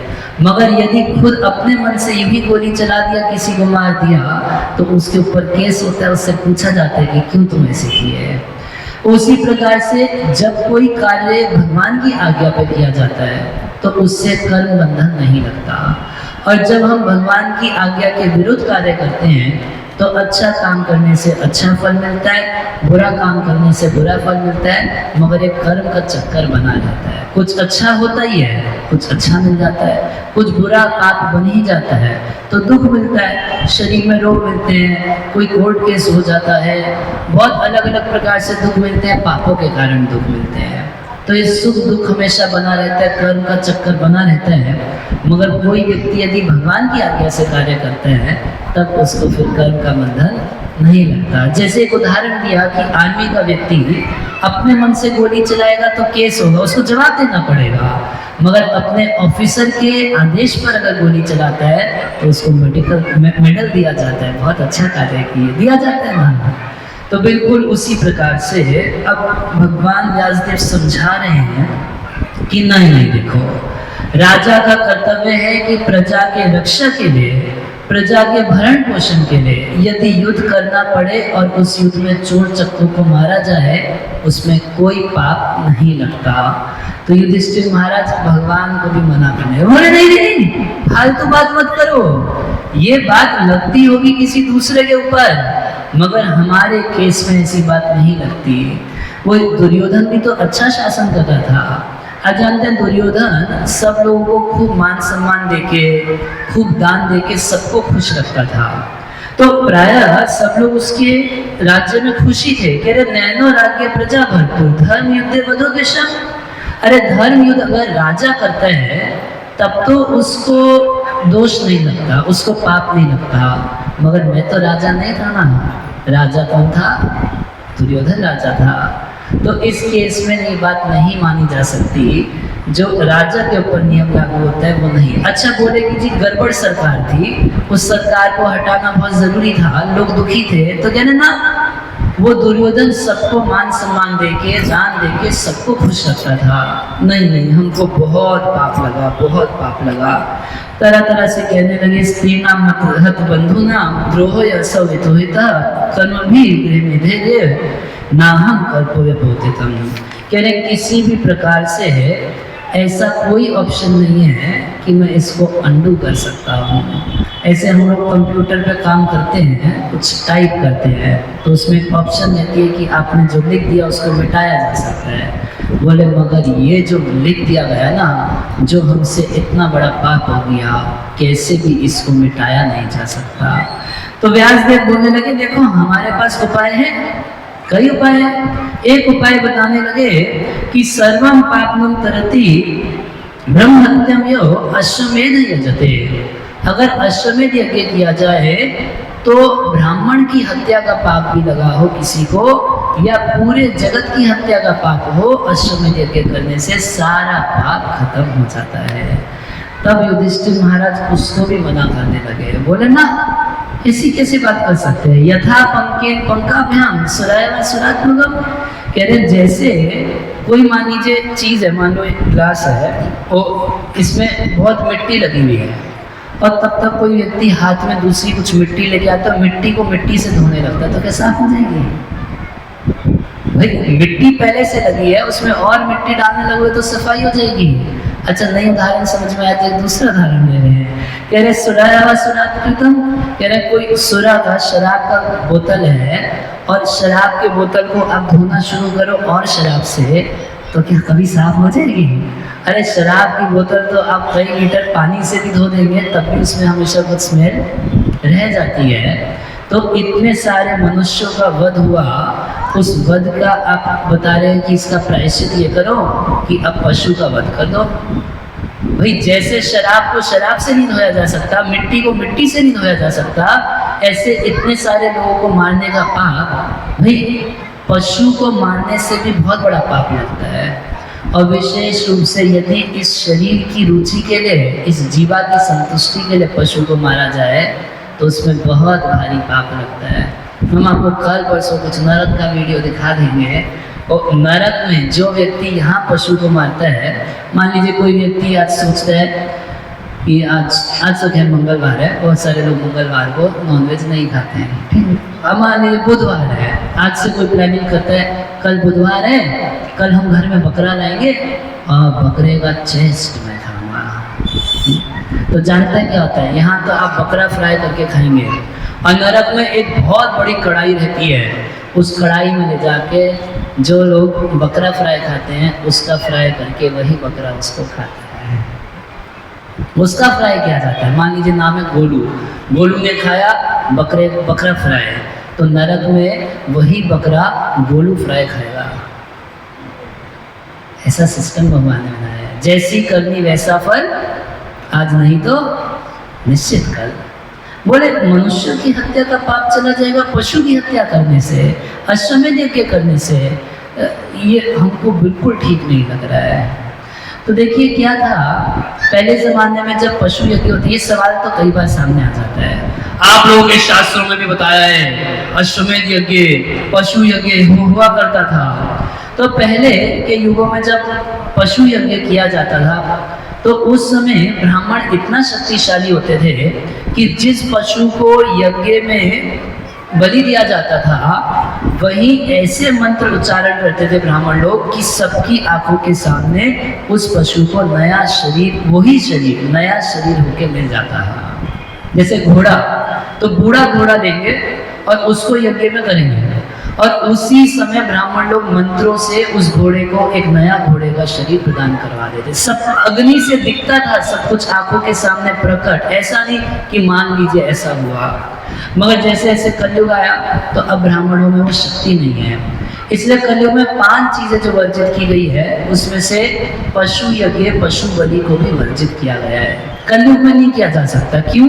क्योंकि इतनी शक्ति नहीं है कि आप उस पशु को नया जीवन सबकी आंखों के सामने दे सकते हैं। तो ऐसा पशुवध नहीं होता था, और कोई व्यक्ति कम से कम इसके लिए तो नहीं खाता था कि हमको टेस्टी लगता है। बहुत साल पहले एक बार की बात है, उधर दूसरे गया के पास एक गांव की बात है, तो एक पंडित जी थे, काली के भक्त थे, तो हर अमावस्या को काली को बलि देते थे बकरे की। तो जब पंडित जी बूढ़े हो गए, तो अब जानते हैं बूढ़ापे में क्या होता है, दांत चला जाता है ना, दांत रहता नहीं साथ। तो पंडित जी के भी दांत एक एक करके सारे खत्म हो गए। तो पंडित जी अब बकरे की बलि देना बंद कर दिए। तो हमारे गुरु महाराज एक बार पंडित जी के पास गए, बोले कि पंडित जी पहले तो आप हर अमावस्या को काली माता को बकरे की बलि दिया करते थे, अब क्या हुआ? बोले वो दांत नहीं रहा। अच्छा किसको दांत नहीं रहा? काली को दांत नहीं रहा या पंडित जी को दांत नहीं रहा? वो किसको भोग लगता था? वो भोग वास्तव में काली को नहीं, प्रसाद खाने के लालच से बकरे की बलि दिया जाता था। तो वास्तव में हम लोग ये सब पाप इकट्ठा कर रहे हैं। युधिष्ठिर महाराज बोले कि ये तो ठीक नहीं हमको प्रतीत होता। ये विधान था उस समय कि यदि यज्ञ किया जाता तो उस पशु को तुरंत नया शरीर दे दिया जाता, मगर युधिष्ठिर महाराज इस समय किसी की सुनने के लिए तैयार ही नहीं थे, बिल्कुल मानने को तैयार नहीं, एकदम अपनी बात पे अड़े हुए हैं कि मैं कुछ भी क्यों ना कर लूँ, किसी तरीके से हमारा पाप खत्म नहीं हो सकता, हमको करोड़ों जन्मों तक नरक में रहना पड़ेगा। इसको हेतुवाद बोलते हैं। कुछ वैदिक इंजंक्शन रहती है, कुछ शास्त्रों में बात रहती है, तो उस बात को, कुछ बातें तो लॉजिक से आप समझ सकते हैं, मगर शास्त्र की कुछ बात को स्वीकार करना ही पड़ता है। जैसे मान लो शास्त्र में दिया गया है कि गाय का गोबर पवित्र होता है। आप कोई यज्ञ करते हैं, किसी देवता को बुलाते हैं, कोई देवता का स्थान है, तो गोबर से लीप देंगे तो देवता बैठ जाते हैं। देवता इस सोफे पे, कुर्सी पे कभी नहीं बैठना पसंद करते, मगर गाय के गोबर से लीप दीजिए तो देवता उस पर बैठ जाते हैं। और आजकल ये वैज्ञानिक भी मानते हैं गाय के गोबर के बेनिफिट, गोमूत्र के बेनिफिट। पहले नहीं मानते थे, बोलते थे सब माइथोलॉजी है, सब मनगढ़ंत बातें हैं। अब सब मानने लगे हैं कि कितना उपयोगी है गोमूत्र, गाय का गोबर। अब मान लीजिए कोई व्यक्ति बढ़िया तर्क जानता है, बोलते नहीं हम तर्क करेंगे। अच्छा, क्या तर्क है आपका? अगर गाय का गोबर इतना पवित्र होता है कि उसको लीप दें तो उस पर देवता आके बैठते हैं, तो अगर हम किसी बहुत बड़े विद्वान ब्राह्मण के गोबर से लीप दें तो वो कितना पवित्र होगा? अगर गाय का गोबर पवित्र है तो किसी बहुत बड़े विद्वान ब्राह्मण के गोबर तो और ज़्यादा पवित्र होना चाहिए, है कि नहीं? तर्क करने के लिए आप जितना मर्जी तर्क कर सकते हो। भाई गाय का गोबर पवित्र है तो हमारे गुरु जी का गोबर पवित्र क्यों नहीं है? तो लीप दो के और ज़्यादा अपवित्र मान लिया जाएगा वो। तो ये वेद का इंजंक्शन है, वेद का निर्देशन है कि गाय का गोबर पवित्र होता है, मगर किसी बड़े से बड़े ब्राह्मण सन्यासी का भी गोबर पवित्र नहीं माना जाता, तो उसको ज्यों का त्यों स्वीकार किया जाता है। अब वेद का इंजंक्शन है कि जो शंख होता है, हम लोग आरती में शंख बजाते हैं, ये जो शंख होता है ये एक जानवर की हड्डी है ना, समुद्र में मिलता है। तो अब कोई बोलने लगे कि अगर ये पशु की हड्डी इतनी पवित्र होती है तो किसी बहुत बड़े विद्वान ब्राह्मण की हड्डी कितनी पवित्र होती होगी, तो ले आओ। अब किसी मनुष्य की खोपड़ी ले आओ और उसमें जल भर के और छिड़को सबके ऊपर, कोई छिड़कवाना चाहेगा? नहीं, वो भी हड्डी है, ये भी हड्डी है, मगर दोनों हड्डियों में अंतर है। वे भी गोबर है, ये भी गोबर है, मगर दोनों गोबर में अंतर है। तो उसी प्रकार से मगर यहाँ तो युधिष्ठिर महाराज कुछ सुनने को तैयार नहीं, एकदम साफ मना कर दिए। बोले जैसे शराब की बोतल शराब से नहीं धुल सकती, ऐसे हमारे पाप आप जिस तरीके से बोल रहे यज्ञ करने से नहीं खत्म हो सकते। जब कैसे भी नहीं समझ रहे थे तो अंत में कृष्ण बोले अच्छा देख तू मेरी बात सुनो, मैं कुछ बता। अरे तू चुप करना, तू 2 दिन का लड़का हमको क्या बताएगा? ऐसे करके भगवान को भी चुप कर देते थे युधिष्ठिर महाराज। भगवान उनके संबंध से छोटे भाई लगते हैं। तो जब कैसे भी नहीं समझ रहे थे तो अंत में कृष्ण बोले अच्छा तो भीष्म पितामह अगर कुछ बोलेंगे वो तो समझोगे? बोले हाँ, भीष्म पितामह यदि कुछ बोलेंगे, पितामह कुछ बोलेंगे, उनका अनुभव छोटा मोटा नहीं है, 500 साल से ज्यादा का अनुभव भीष्म पितामह लेके उधर कुरुक्षेत्र की युद्ध में बाणशैया पर लेटे थे। तब भगवान बोले कि ठीक है, तो अब हम सब चलते हैं भीष्म पितामह के पास और उन्हीं से पूछते हैं कि क्या सही है क्या गलत है। सब बात उन्हीं से पूछ, जो तुमको पूछना वहीं जाके पूछेंगे। तो इति भीता प्रजा द्रोहा सर्वधर्म विवत्सया, इस प्रकार से जब प्रजा से द्रोह करने का इतना 64 करोड़ लोगों का वध हो गया और बाकी उनसे संबंधित उनकी स्त्रियां सब दुखी हैं, उनके बच्चे सब दुखी हैं, अनाथ हो गए, स्त्रियां सब विधवा हो गई, सब लोग इतने दुखी हैं। उनके दुख से दुखी युधिष्ठिर महाराज सर्वधर्म विवत्सया, सभी धर्मों की शिक्षा लेने के लिए भीष्म पितामह के पास गए। देखिए सर्व धर्म का मतलब ये मत समझिएगा कि हिंदू धर्म, मुस्लिम धर्म, क्रिश्चियन धर्म, ईसाई धर्म, यहाँ ये मतलब नहीं है। उस समय बाकी कोई धर्म तो था ही नहीं, एक ही धर्म था, सनातन धर्म। जानते ना, सनातन धर्म सबसे प्राचीन है और सनातन है इसीलिए इसका नाम सनातन है।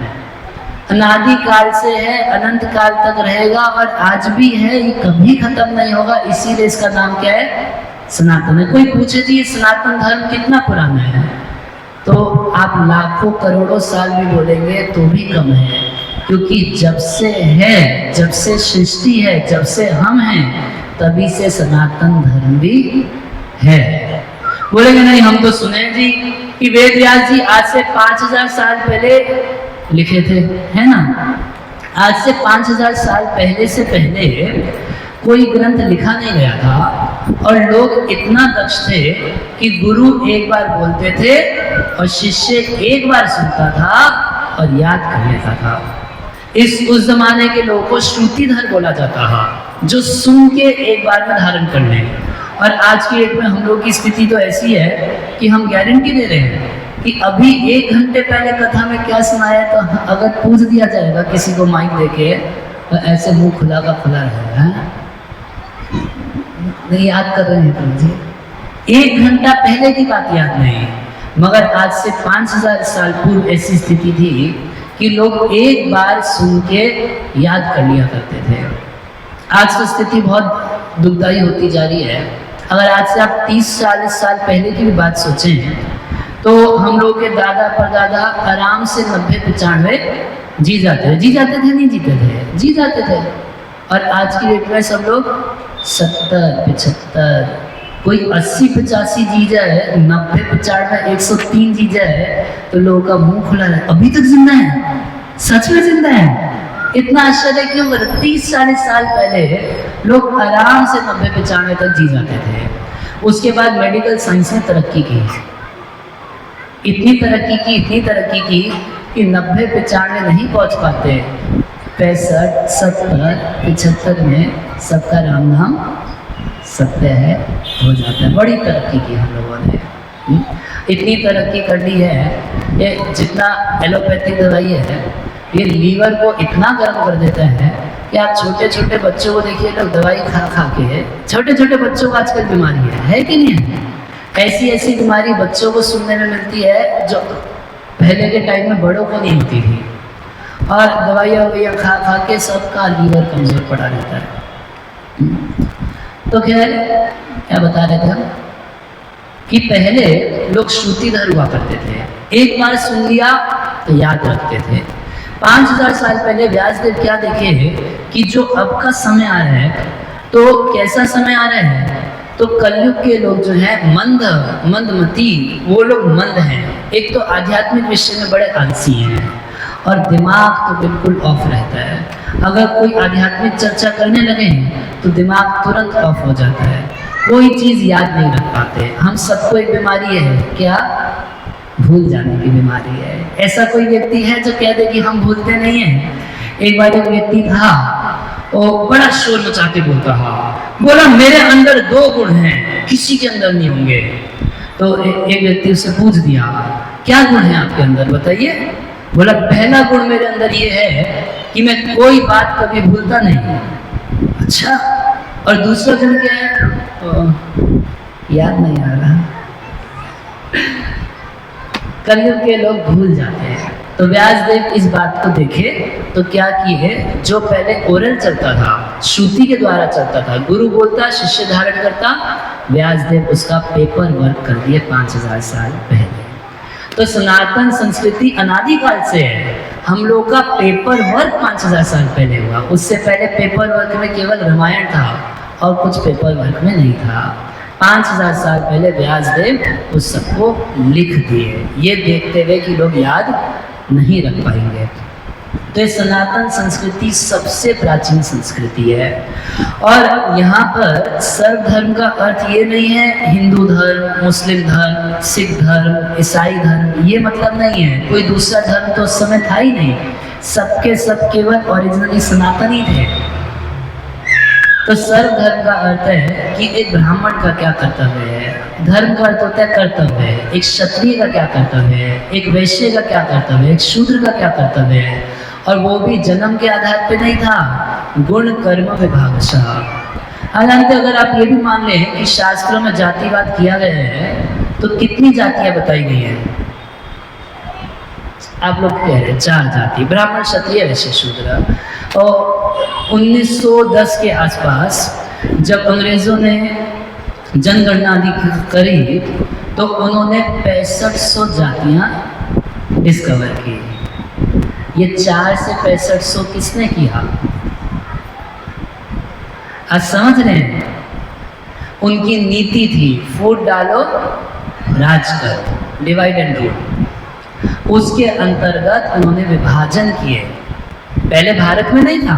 अगर आप मान भी लेते हैं कि भारत में जातिवाद था बहुत ज्यादा, तो 4 ब्राह्मण क्षत्रिय वैश्य शूद्र अगर मानते हैं, उसको भी समझाएंगे कि कैसे नहीं था। मगर यदि मान भी लेते हैं तो ये 4, मगर ये जानबूझ के मुगलों ने और बाद में अंग्रेजों ने 6500 जातियां निकाली। कितना? 6500। सब साजिश थी। क्या समझाने के लिए कि देखो तुम्हारे शास्त्रों में सब जगह ऐसी भेद की बातें लिखी गई हैं, फूट की बातें लिखी गई हैं, तुम लोगों में आपस में ही लड़ाई झगड़ा है, तुम्हारे शास्त्रों में सब कैसी बातें लिखी गई हैं। इन शास्त्रों का त्याग करो, तुम्हारी संस्कृति का त्याग करो। क्योंकि मैं कॉलेज ही लिखे थे कि जब तक भारतीयों से उनकी संस्कृति नहीं छुड़वाई जाए और जब तक उनकी गुरुकुल की परंपरा नहीं छुड़ाई जाए, तब तक भारतीय के ऊपर कोई संसार की ताकत शासन नहीं कर सकती। तो सबसे बड़ा 2 टारगेट उन लोगों को करना था। पहला क्या? एजुकेशन की पॉलिसी को चेंज करना है, गुरुकुल सिस्टम खत्म करना है, और दूसरा इन लोगों के अंदर ये भावना भर देनी है कि तुम्हारी संस्कृति बड़ी बैकवर्ड है। इसलिए आज की डेट में अगर कोई व्यक्ति तिलक लगा के चलता है, धोती पहन के चलता है, तो लोग बोलते हैं बाबा जी बन गया, पंडित जी हो गया। मगर भारत का तो ये वेशभूषा था, धोती कुर्ता। क्या ये है? हम लोगों की संस्कृति है। ऐसा नहीं कि पंडित लोग धोती कुर्ता पहनते थे, सब लोग धोती कुर्ता पहनते थे। ये भारतीय संस्कृति है। आज विदेश के लोग भारतीय संस्कृति को स्वीकार कर रहे हैं। वो लोग समझ गए कि फटी जीन्स में कुछ नहीं रखा, वो लोग धोती पहन रहे हैं। वो लोग समझ गए साड़ी पहन रहे हैं, और हम लोग सोच रहे हैं कि हम विदेशियों की नकल करके बहुत अच्छे हो जाएंगे। ये सनातन संस्कृति सबसे पुरानी है। तो सर्व धर्म का यहाँ पर अर्थ है कि युधिष्ठिर महाराज जानना चाहते थे कि ब्राह्मण का क्या कर्तव्य होता है, एक क्षत्रिय का क्या कर्तव्य है, एक वैश्य का क्या कर्तव्य है, एक शूद्र का क्या कर्तव्य है, एक ब्रह्मचारी का क्या कर्तव्य है, एक गृहस्थ का आचरण कैसा होना चाहिए, एक सन्यासी का आचरण उसका क्या कर्तव्य है। धर्म का अर्थ है कर्तव्य है। एक स्त्री का क्या कर्तव्य है, एक पुरुष का क्या कर्तव्य है, एक राजा का क्या कर्तव्य है। युधिष्ठिर महाराज ये सब बात जानना चाहते थे। अब राजा बन जाए और राजा जी को पता ही नहीं कि करना क्या है। भाई इलेक्शन होता है, वोट मांगना होता है, तब तो बहुत बड़ी बड़ी बातें करेंगे। क्या बोलेंगे? आप हमको वोट दे दीजिए, हम ये कर देंगे, वो कर देंगे, हम तो जनता के सेवक हैं, सेवा करेंगे। कोई भी तो नेता ये नहीं बोल सकता ना माइक उठा के कि एक बार मुझको नेता बना दीजिए, उसके बाद आपका शोषण करेंगे ना, सेवा करेंगे। बोलना पड़ेगा सामने से ये कि सेवा करेंगे। मगर सेवा की इच्छा तो बहुत अच्छी, कई बार लोग बनते हैं। देखिए इन 2 चीज़ों में कई लोग सेवा की भावना से आते हैं, एक साधु बनने में और एक नेता बनने में। यदि हमें कोई पोस्ट मिल जाएगी, राजा बन जाएंगे, तो सबके कल्याण के लिए कार्य करेंगे। मगर जब पोस्ट मिल जाती है और सुख सुविधा मिलने लगती है तो मन में बदलाव आने लगता है। उनको लगता है कि ये ज़्यादा अच्छा मिल रहा है हमको, तो धीरे धीरे मन बदल बदल के शोषणबाजी शुरू हो जाती है। तो इसीलिए पहले जानना पड़ेगा। राजा बनने से पहले युधिष्ठिर महाराज जानना चाहते थे कि एक राजा का क्या क्या कर्तव्य है। बताइए, कुछ सुनाइए हमको कि क्या एक राजा का क्या क्या कर्तव्य है। अनेक राजाओं की कथा सुनाइए कि पहले के राजा कैसे अपनी प्रजा का पुत्रवत पालन पोषण किया करते थे। महाराज पृथु हुए, पृथु महाराज एक दिन अपनी सारी जनता को बुला लिए, खूब बड़ा पंडाल प्रोग्राम, और देश के नाम संदेश। बोले आज हम देश के नाम एक संदेश देना चाहते हैं। और जानकर संदेश में क्या बोले? सबसे पहली बात बोले कि देखो आप सब लोग भगवान का भजन करो ये मेरे ऊपर सबसे बड़ी आपकी कृपा हो जाएगी, क्योंकि प्रजा जो पाप करती है उसका 1/6 हिस्सा राजा को भुगतना पड़ता है। आप सोचिए उन राजाओं का क्या होगा जो घर घर में फ्री में शराब भेज रहे हैं, उन लोगों को कितना पाप लगेगा। ऐसे भी अगर प्रजा शराब पिएगी तो राजा को उसका 1/6 हिस्सा पाप का भोगना पड़ता है। और प्रजा यदि कुछ धर्म का कार्य करती है, कथा सुनती है, नाम जप करती है, तो उसका 1/6 हिस्सा राजा को प्राप्त होता है। उसके राज्य में सुरक्षित रूप से लोग भजन कर रहे हैं। यदि आर्मी वाले ना हो, पुलिस वाले ना हो, तो क्या हम लोग इस पंडाल में शांति से हरि कथा सुन सकते हैं? नहीं सुन पाएंगे। तो हम लोग जो हरि कथा सुन रहे हैं, जो हरि कीर्तन कर रहे हैं, जो भगवान की भक्ति कर रहे हैं, पुण्य का कार्य कर रहे हैं, इसका 1/6 हिस्सा यहाँ के राजा को, मंत्रियों को भी प्राप्त होगा। और अगर हम लोग मांस मच्छी खाएंगे तो 1/6 हिस्सा उनको भी मिलेगा। दोनों चीज। तो पृथु महाराज सबसे पहली बात तो यही बोले कि आप सब लोग भगवान का भजन कीजिए, भगवान में विश्वास रखिए, भगवान में आस्था रखिए और भगवान के भजन में अपने जीवन को समर्पित कीजिए। बोले सुबह भजन कर लेना, शाम को भजन कर लेना और बाकी समय खाली नहीं घूमना। अपने अपने वर्ण के अनुसार सब लोग कम से कम 8 घंटे काम धंधे में लगने चाहिए, क्योंकि खाली दिमाग शैतान का घर होता है। आज जितना आप क्राइम देख रहे हैं, चोरी हो रही है, डकैती हो रही है, बलात्कार आदि हो रहा है, कौन लोग कर रहे हैं? जिनके पास कुछ काम धंधा नहीं है करने के लिए। खाली दिमाग शैतान का घर है। अब कितने लड़कों को देखेंगे इधर उधर बाइक पे रात को 11, 12 बजे तक बैठे रहते हैं। कारण क्या है? उनके पास कोई काम नहीं है करने के लिए। तो अगर कोई व्यक्ति अपने वर्ण के अनुसार यानी अपने स्वभाव के अनुसार कार्य में लगा है, 8 घंटे दिन भर काम करता है, वो सुबह शाम हरि भजन करता है। कहीं ये नहीं कहा गया कि आप अपना काम धंधा छोड़ दीजिए। जो काम कर रहे हैं काम कीजिए अपना, सुबह का समय भगवान को दे दीजिए और अभी जैसे शाम का समय भगवान को दे दीजिए। तो सैंडविच जैसे बनाया जाता है, उस ऊपर नीचे ब्रेड और बीच में कुछ लगा दिया जाता है खाने पीने की वस्तु, वो भी खाने पीने की, मतलब जो भी हो, क्या डालेंगे आप, जो डालना चाहें। तो बिल्कुल उस प्रकार से दिन भर हम अपना काम धंधा करें, सुबह सुबह भगवान का भजन करें और शाम को भगवान का भजन करें। तो पृथु महाराज देश के नामे संदेश दिए, क्योंकि राजा का एक कर्तव्य ये होता है कि वो देखे हमारी प्रजा के सब लोग अपने काम में लगे हैं, कोई खाली दिमाग नहीं है।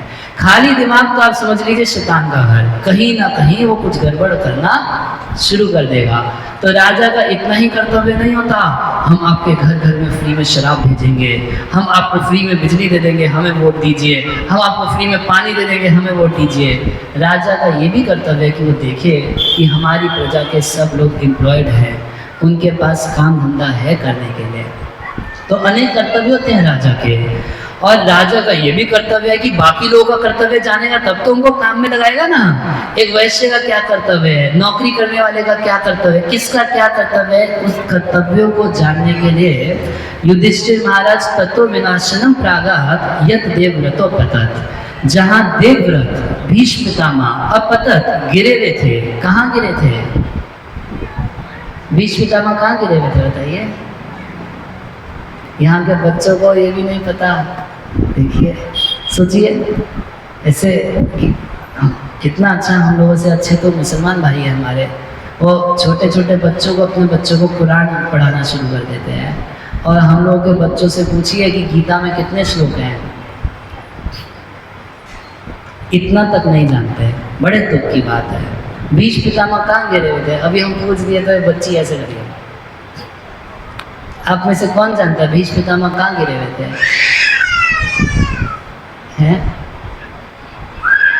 हैं? क्या क्या? अच्छा, बाण की शैया पर। और वो स्थान क्या था? कुरुक्षेत्र था। कुरुक्षेत्र की भूमि में जहाँ युद्ध हो रहा था, तो बाणों की शैया पर गिरे हुए थे। तो उस स्थान को, कुरुक्षेत्र को क्या बोल रहे हैं? कह रहे ततो विनाशम, जहाँ बहुत बड़ा विनाश हुआ था। ऐसी युद्ध भूमि में, कुरुक्षेत्र की भूमि में, वहाँ केवल चील कौवे बोल रहे थे, एक भी मनुष्य वहाँ पर नहीं था। एक मनुष्य था, कौन? भीष्म पितामह बाणों की शैया पर लेटे थे और उनके आसपास कोई व्यक्ति नहीं था। अच्छा, कुरुक्षेत्र को क्या बोल रहे हैं? विनाश की भूमि है। कई लोग बड़ा लड़ने लगते हैं, किसी को बोलो कि आप भगवत गीता लीजिए तो दोष बुद्धि करता है, अरे गीता रखेंगे, गीता मतलब महाभारत, महाभारत तो रखेंगे तो घर में लड़ाई झगड़ा होने लगेगा, और गीता ना रखने से तो आपके घर में बहुत प्रेम संबंध हो रहा है ना। है? एक बार की बात है, ऐसे ही एक व्यक्ति एक साधु से बड़ा बढ़ गया, तो एकदम कुरुक्षेत्र की बात है, अरे ये विनाश की भूमि है, विनाश की भूमि है। बोले हम मान रहे हैं कि विनाश की भूमि है, मगर यहाँ पर किसका विनाश हुआ? यहाँ अधर्म का विनाश हुआ, धर्म की विजय हुई। विनाश की भूमि है मगर किसका विनाश? अधर्म का विनाश हुआ। यहाँ पर धर्म की स्थापना हुई। वही भगवत गीता जहाँ भगवान ने कही, उस गीता के अंतिम श्लोक में संजय कह रहे हैं, यत्र योगेश्वर कृष्ण यत्र पार्थ धनुर्धर। जहाँ योगेश्वर कृष्ण हैं और जहाँ धनुषधारी पार्थ अर्जुन हैं, कहाँ पर है? गीता में है। गीता में कृष्ण है और गीता में अर्जुन है। तत्र श्री जय भूति ध्रुवा नीति मति मम। वही श्री है, वही धन संपत्ति रहती है, वही नीति रहती है, वहाँ सारे सद्गुण रहते हैं, सबका सब सौभाग्य उसी स्थान पर रहता है जहाँ Bhagavad Gita as it is रहती है। और लोग क्या सोचते हैं कि गीता घर में रखेंगे तो विनाश होगा। विनाश होगा किसका?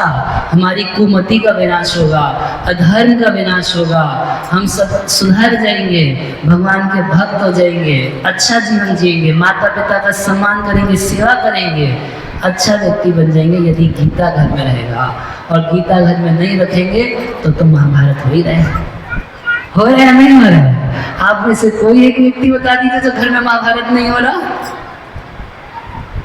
तो गीता ना रखने से ज्यादा महाभारत होता है। और जहाँ गीता रहती है तो वहाँ श्री विजय, वहाँ विजय रहती है, वहाँ जीत होती है, वहाँ धन संपत्ति ऐश्वर्य रहता है, वहाँ सुंदर नीति रहती है, वहाँ सौभाग्य रहता है, सब कुछ वहाँ रहता है जिस घर में एक भी भगवत गीता रहता है। बोले भगवत गीता की। तो विनाश की भूमि पे गए, और क्यों गए? तो सब धर्म सभी के धर्मों को समझने के लिए भीष्म पितामह के पास गए।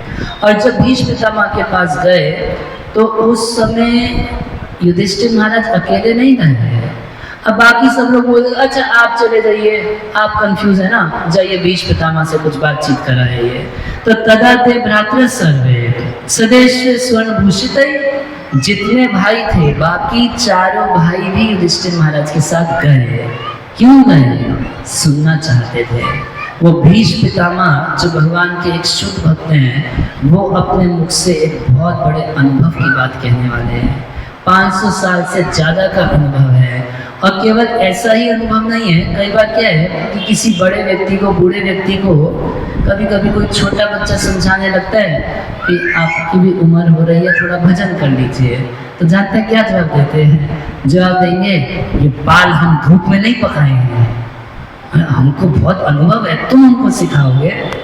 तो अनुभव की बात अगर की जाए तो आपके हिसाब से 20 साल का गधा ज़्यादा अच्छा है 5 साल का घोड़ा?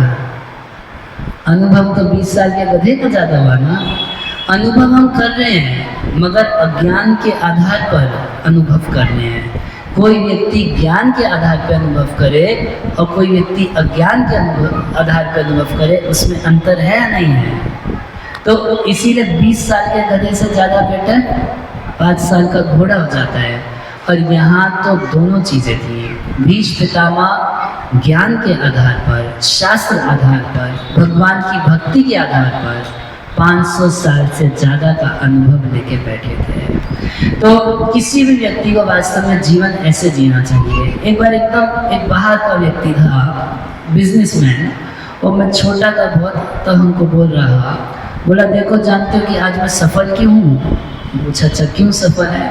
बोला कि मैं अपना बचपन बिताया बूढ़े लोगों के साथ, उनका बड़ा अनुभव सीख लिया, और आज बुढ़ापा बिता रहा हूँ जवान लोगों के साथ, अपने अनुभव और उनकी शक्ति से इतना बड़ा बड़ा काम कर रहा हूँ।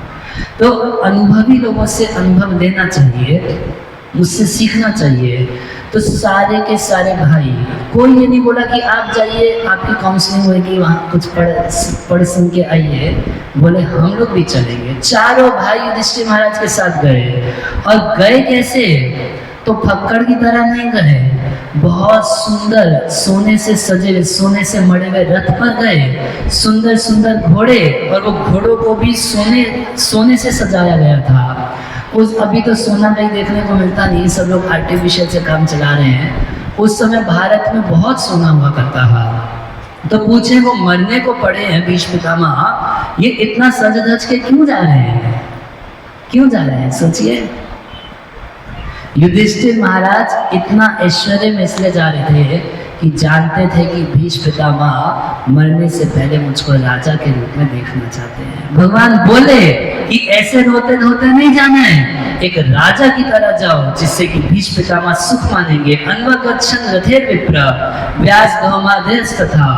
और केवल ये लोग नहीं गए, व्यास देव, धौम्य ऋषि आदि जितने इंपॉर्टेंट लोग उस समय के थे सारे के सारे गए भीष्म पितामह से भगवान के बारे में सुनने के लिए गए। ये पता चलता है कि भगवान के बारे में सुनना कितना इम्पोर्टेंट है, कितना ज़्यादा इम्पोर्टेंट है कि जिन व्यास देव ने हमको ये सारे शास्त्र दिए वो ही व्यास देव जो भगवान के अवतार हैं, ऐसे व्यास देव भी भीष्म पितामह से सुनने के लिए गए। और अगर कोई आरोप लगाते हैं कि शास्त्रों में यहाँ जातिवाद कहा गया है, तो एक बार विचार कीजिए कि भीष्म पितामह एक क्षत्रिय है, और उन क्षत्रिय से कथा सुनने के लिए कौन गए? वशिष्ठ मुनि, कितना बड़ा ब्राह्मण है। व्यासदेव, कितना ये बड़े बड़े विद्वान लोग, बड़े बड़े ब्राह्मण लोग, सब लोग गए किससे कथा सुनने के लिए? एक क्षत्रिय से कथा सुनने के लिए। कहीं है जातिवाद? शौनक आदि ऋषि मुनि सब ब्राह्मण जाति के, और सूत गोस्वामी जो कथा सुना रहे किस जात के थे? शूद्र जात के थे, नीच जन्म प्राप्त किए थे। वो शौनक आदि ऋषि मुनि जो बड़े बड़े ब्राह्मण थे, वो उस शूद्र को, सूत गोस्वामी को बड़े आसन पे बिठा के उनसे श्रीमद् भागवतम सुन रहे थे। आज हम में से कोई भी व्यक्ति यदि श्रीमद् भागवतम पढ़ रहा है, सुन रहा है, सुना रहा है, हम सबके गुरु एक शूद्र है जाति से, सूत गोस्वामी। सूत गोस्वामी से ही कथा सुन के आज कथा सुना रहे हैं। हमारे शास्त्रों में कहीं इस प्रकार से जातिवाद नहीं किया गया है। हर जाति का व्यक्ति बिना जाति के भेदभाव के ये भागवत को स्वीकार कर सकता है, और सब लोग उसको स्वीकार करते हैं। तो सारे बड़े बड़े लोग श्रीमद् भागवतम सुनने के लिए गए भीष्म पितामह से। और केवल ये लोग नहीं गए, भगवान भी गए। भगवान ये दिखाना चाहते हैं अपने आचरण से, अपनी आचार्य प्रभु जीवेर सिखाए, अपने आचरण से सिखाना चाहते हैं कि सुनना कितना जरूरी है। कुछ लोग क्या सोचते हैं कि हमको तो ऐसे ही ज्ञान हो जाएगा। कैसे ज्ञान हो जाएगा? बिना पढ़ाई किए ज्ञान हो जाएगा, बिना किसी से सुने ज्ञान हो जाएगा। आप ऐसा कौन है? आप ब्रह्मा जी पैदा हुए क्या कि बिना किसी से सुने, बिना किसी से पढ़े ज्ञान हो जाएगा? ज्ञान लाभ करने के लिए हमें, संसार का ज्ञान लाभ करने के लिए भी स्कूल जाना पड़ता है, कॉलेज जाना पड़ता है। तो भगवान का ज्ञान कैसे भेजे में आ जाएगा अपने आप?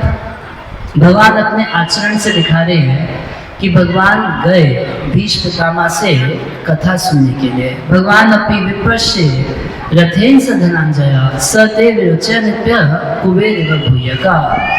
तो भगवान भी गए, और कैसे गए? रथेन, रथ पर बैठकर गए। किसके साथ गए? स धनंजय, अर्जुन के साथ गए।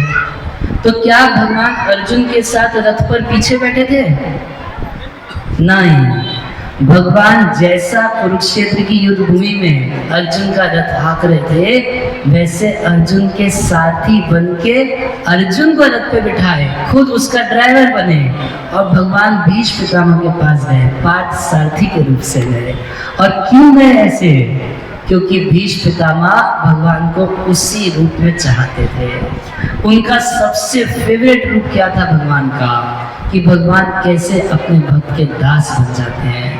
वो युद्ध भूमि में अर्जुन के ड्राइवर बन गए भगवान कृष्ण। ड्राइवरी तो छोटा काम माना जाता है ना, मगर भगवान के लिए कोई काम छोटा नहीं, कोई काम बड़ा नहीं। और जानते हैं जब युद्ध भूमि में अर्जुन को कभी भगवान को बोलना होता है दाएं मुड़ो, तो युद्ध में इतना शोर रहता है, इतना शोर रहता है कि अगर आवाज देके बोलेंगे टेक राइट, राइट लो, सुनाई नहीं पड़ेगा। तो अर्जुन अपने पैर के अंगूठे से कृष्ण का दाया कान छूते थे तो भगवान समझ जाते थे कि दाया मुड़ना है, और अपने पैर के अंगूठे से कृष्ण का बाया कान छूते थे तो समझ जाते थे बाया मुड़ना है, और इधर पीठ पे पैर मारते थे तो समझ जाते थे कि सीधा चलना है। भगवान इतना अपने भक्त के प्रेम के वश में रहते हैं कि अर्जुन का ड्राइवर बन गए, और जानते थे कि भीष्म पितामह भगवान के इसी गुण को देखना चाहते हैं कि कैसे अर्जुन के साथी बन गए। इसलिए भगवान जब भीष्म पितामह के पास गए तो पार्थ सारथी के रूप से ही गए, अर्जुन को रथ पर बिठाए, खुद ड्राइवर बने और भीष्म पितामह के पास गए, उस स्थान पे गए जहाँ भीष्म पितामह गिरे पड़े थे। और जब इस प्रकार से वहाँ कुरुक्षेत्र की भूमि में भगवान जाने लगे, युधिष्ठिर महाराज जाने लगे, तत्र ब्रह्मस्य सर्वे देवस्य च सत्तमः राजस्य च तत्राश दृष्टं भरत पुंगवम्। जितना ब्रह्मर्षि थे, राजऋषि थे, देवऋषि थे, सर्वे बार बार कह रहे हैं, सबके सब भीष्म पितामह से भगवान की कथा सुनने के लिए गए। बड़े बड़े जो ब्राह्मणों में ऋषि थे, वशिष्ठ आदि, वो भीष्म पितामह से कथा सुनने के लिए गए। देवताओं में ऋषि नारद जी, जो नारद जी सबके गुरु हैं, व्यास देव तक के गुरु हैं, ध्रुव महाराज के गुरु हैं, अम्बरीश महाराज के गुरु हैं, प्रहलाद महाराज के गुरु हैं, ऐसे सबके गुरु नारद जी एक क्षत्रिय से हरि कथा सुनने के लिए जा रहे हैं। वो भीष्म पितामह जो बाणों की शैया पर पड़े हैं, उनसे भगवान की कथा सुनने के लिए जा रहे हैं। तत्र ब्रह्मर्षय सर्वे देव ऋषि, देवताओं में ऋषि जैसे नारद जी, च सत्तम राजऋषि तत्राशम, और जितने राजा थे, बड़े बड़े राजा, राजाओं में भी पहले बड़े तपस्वी राजा हुआ करते थे, वो राज ऋषि सबके सब भीष्म पितामह से भगवान के बारे में सुनने जा रहे हैं। क्या युधिष्ठिर और भीष्म पितामह बात करेंगे? देखिए, मरने के समय, एकदम देह त्याग के समय भीष्म पितामह बहुत बड़े अनुभव की बात कही है ना। कोई बहुत वृद्ध व्यक्ति हो तो जब जाने वाला होता है तो कैसी बात करता है? कुछ सीरियस बात करता है, कुछ गंभीर बात करता है, कुछ काम की बात करता है, कुछ बहुत बड़े फायदे का उपदेश करता है। तो उस उपदेश को सुनने के लिए पूरे ब्रह्मांड के जितने लोग थे जुटने लगे। कई लोगों का नाम रखे हुए हैं, पर्वत, नारद, धौम्य और भगवान बादरायण, व्यास देव भी गए थे, और भद्रेश्वर भारद्वाज, उधर बनारस से भारद्वाज ऋषि गए, और शिष्यो रेणुका सुता, रेणुका के पुत्र कौन? भगवान परशुराम जी जो भगवान के अवतार हैं, उन्हीं के शिष्य थे भीष्म पितामह। गुरु जा रहा है अपने शिष्य से भगवान के बारे में सुनने के लिए। कोई अहंकार नहीं, हम तो गुरु जी हैं, हम चेला जी से सुनने जाएंगे ना।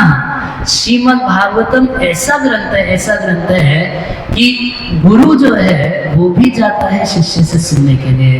और परशुराम जी अकेले नहीं गए थे, शिष्यों अपने बाकी सारे शिष्यों को लेके गए थे। आश्रम पे मार दिए ताला, जितना ऋषि थे सब अपने अपने आश्रमों पे ताला मार दिए, और सारे शिष्यों को बोले कि तुम सब भी सुनो, चलो भीष्म पितामह से भगवान की बात सुननी है आज। अब क्यों ऐसा किए? बहुत ज्यादा जरूरी है सुनना, इसके लिए ऐसा किए। नहीं सुनेंगे तो ज्ञान कैसे होगा? आजकल तो ऐसे ऐसे ऋषि मुनि होते हैं कि पहले से फोन करके मना कर देते हैं कि जाके मत सुनना कुछ।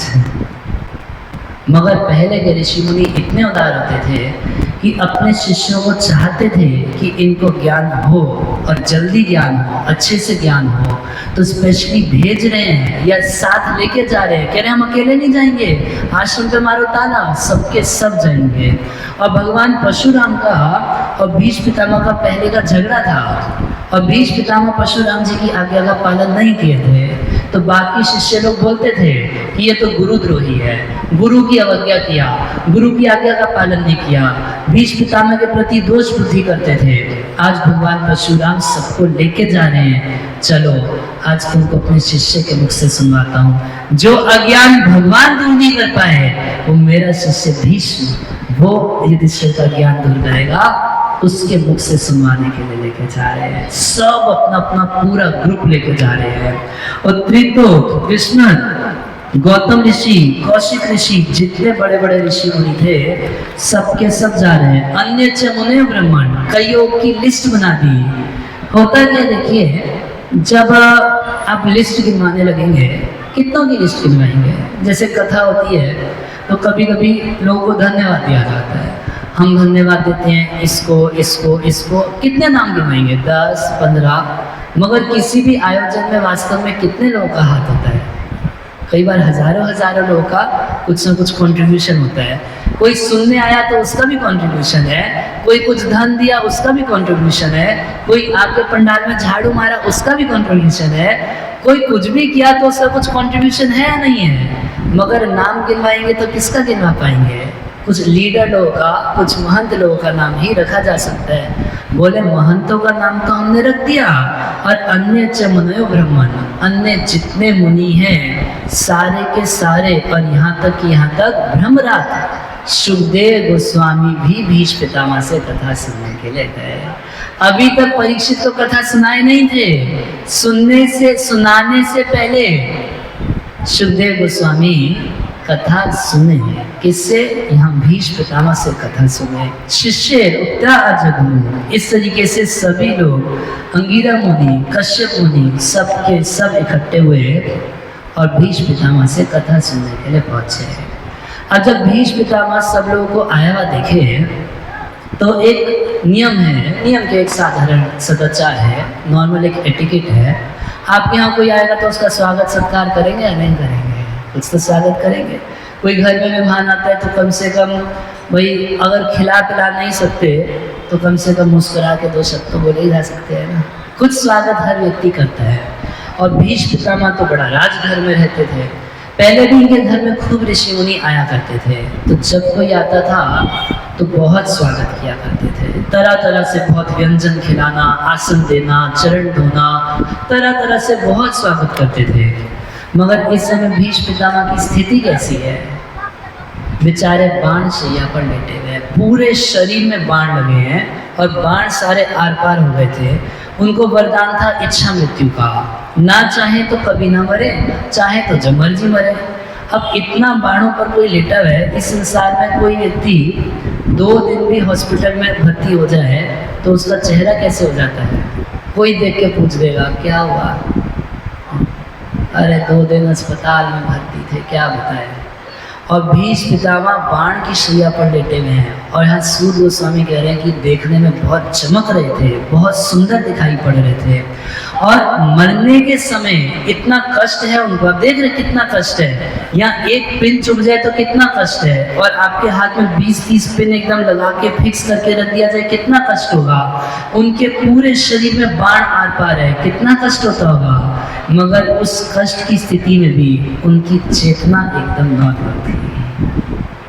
ये भगवान के भक्त की स्थिति होती है। बड़े से बड़ा कष्ट है जीवन में, उस कष्ट के बाद भी बुद्धि उसकी क्या होता है, बैलेंस नहीं खोता। संसार में होता है ना, बैलेंस खो दिया जी।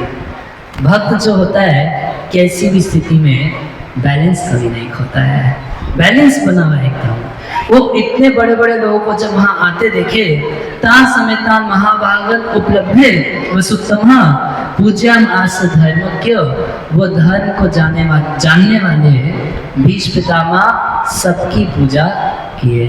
सबसे पहले कृष्ण को देखे, कृष्ण की पूजा किए। अब कैसे पूजा की होंगे आप सोचिए।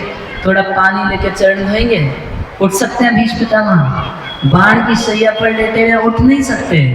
अच्छा, प्रणाम कर सकते हैं? भाई नियम है कि भगवान को जब देखें तब जमीन में लौट के प्रणाम करना चाहिए। अपने आजीवन भीष्म पितामह पूरा जमीन में लौट के प्रणाम किए थे, मगर आज स्थिति कुछ अलग थी। बाण की शैया से उठ के लेट सकते थे? लेट नहीं सकते थे, वो तो दूसरी तरफ से पहले से ही लेटे हुए थे। तो कैसे अब सम्मान करें, कैसे प्रणाम करें, कैसे चरण धोएं, कैसे सत्कार करें? तो मन से, आंखों से और शब्दों से ही पूजा करनी है। देखिए भगवान की भक्ति ऐसी है, भगवान रिजिड नहीं है। भगवान हमारी स्थिति को समझते हैं और जो व्यक्ति जिस स्थिति में यदि अपना 100% लगा के भगवान की आराधना करता है तो भगवान उसको पूरा पूरा 100% ही मान लेते हैं। एक हाथी था गजेंद्र नाम का, तो ये एक बार एक सरोवर में स्नान कर रहा था और एक मगरमच्छ इस हाथी का पैर पकड़ लिया, मुंह में दबोच लिया। 1000 साल तक इस हाथी और मगरमच्छ के बीच में युद्ध चलता रहा, कभी दोनों पानी में कभी दोनों जमीन पर। अब बेचारा हाथी जो था बार बार पानी में जाने से इसका सारा बल खत्म हो गया, मुंह से आवाज भी ठीक से निकल नहीं रही थी, कुछ ठीक से सुनाई नहीं दे रहा था, बुद्धि भी ठीक से काम नहीं कर रही थी। मगर पिछले जन्म में जो गजेंद्र थे वो पिछले जन्म में भगवान के भक्त थे और भगवान की पूजा किया करते थे, भगवान की स्तुति किया करते थे। तो इस समय आप देखिए जब गजेंद्र इतना भारी संकट में पड़े और कोई उनको बचाने वाला नहीं था, तो पूर्व जन्म में जब भगवान की स्तुति किया करते थे वो उनको याद आ गई। तो प्राग जन्मनुशिक्षितम जाप्यम परम जाप्यम जजा परमम जाप्यम प्राग जन्मनुशिक्षितम, पूर्व जन्म में जिसका बड़ा प्रैक्टिस किए थे, अभ्यास किए थे, वही बात गजेंद्र को याद आ गई। तो अपनी स्तुति में गजेंद्र भगवान को प्रार्थना करने लगे जब रक्षा के लिए, तो बोले प्रभु मैं आपको प्रणाम तो नहीं कर सकता, इस स्थिति में कहाँ से प्रणाम करूंगा। अगर मगरमच्छ को बोलते कि भाई 2 मिनट छोड़ते भगवान को प्रणाम, छोड़ता हूँ, और तो छोड़ ही नहीं रहा था, ऐसे झुक के प्रणाम कर नहीं सकते थे। तो बोले प्रभु मैं आपको प्रणाम का ध्यान करता हूँ। भगवान उस प्रणाम को भी प्रणाम के रूप में स्वीकार कर लेते हैं। यदि सामर्थ्य है और प्रणाम नहीं कर रहे तब तो फिर ये निश्चित रूप से अहंकार का प्रतीक है। झुकने का कभी कभी कोई नेता आते हैं कथा में, उनको बोले कि देखिए ठाकुर जी हैं प्रणाम कीजिए, अब प्रणाम कैसे करेंगे, ऐसे प्रणाम नहीं, थोड़ा सा झुक जाइए, एकदम ऐसे प्रणाम करना चाहिए झुक के। मगर मान लीजिए बीमार हो गए, आपको लकवा हो गया या किसी के घुटने में बहुत ज़्यादा कष्ट हो गया है, अब पीठ मुड़ती ही नहीं है, पीठ से झुका ही नहीं जाता, ऐसी परिस्थिति में मन से भी प्रणाम करते हैं, भगवान उस प्रणाम को स्वीकार कर लेते हैं। ऐसी भगवत भक्ति की शक्ति है। भीष्म पितामह झुक के प्रणाम नहीं कर पा रहे, कैसे प्रणाम किए, केवल मन में भगवान को प्रणाम किए और मुख से वचन बोले, जिसको मिलते उसको बोलते कि हमारा अहोभाग्य कि आज आपका दर्शन हुआ। कम से कम मुंह से अच्छी बात तो बोली जा सकती है, उसमें कितना पैसा लगता है। मान लीजिए कोई घर में आया, आपको पसंद नहीं, घर में आया वही उसको खिलाएंगे पिलाएंगे, बड़ा खर्चा पड़ेगा। तो शास्त्र कहते हैं मान लो मेहमान आया, आपको नहीं भी अच्छा लगता या पैसे नहीं है खर्च करने के लिए, तो 1 गिलास पानी में कितना पैसा लगता है, कम से कम पानी तो पिला सकते हैं। बोलते हैं नहीं जी पानी भी 70-80 रुपये लीटर बिकने लगेगा, खरीदने में बड़ा मुश्किल है, नहीं दे सकते। तो कह रहे कम से कम सुंदर मीठे वचन तो बोले जा सकते हैं, मीठे वचन से भी पूजा हो जाती है।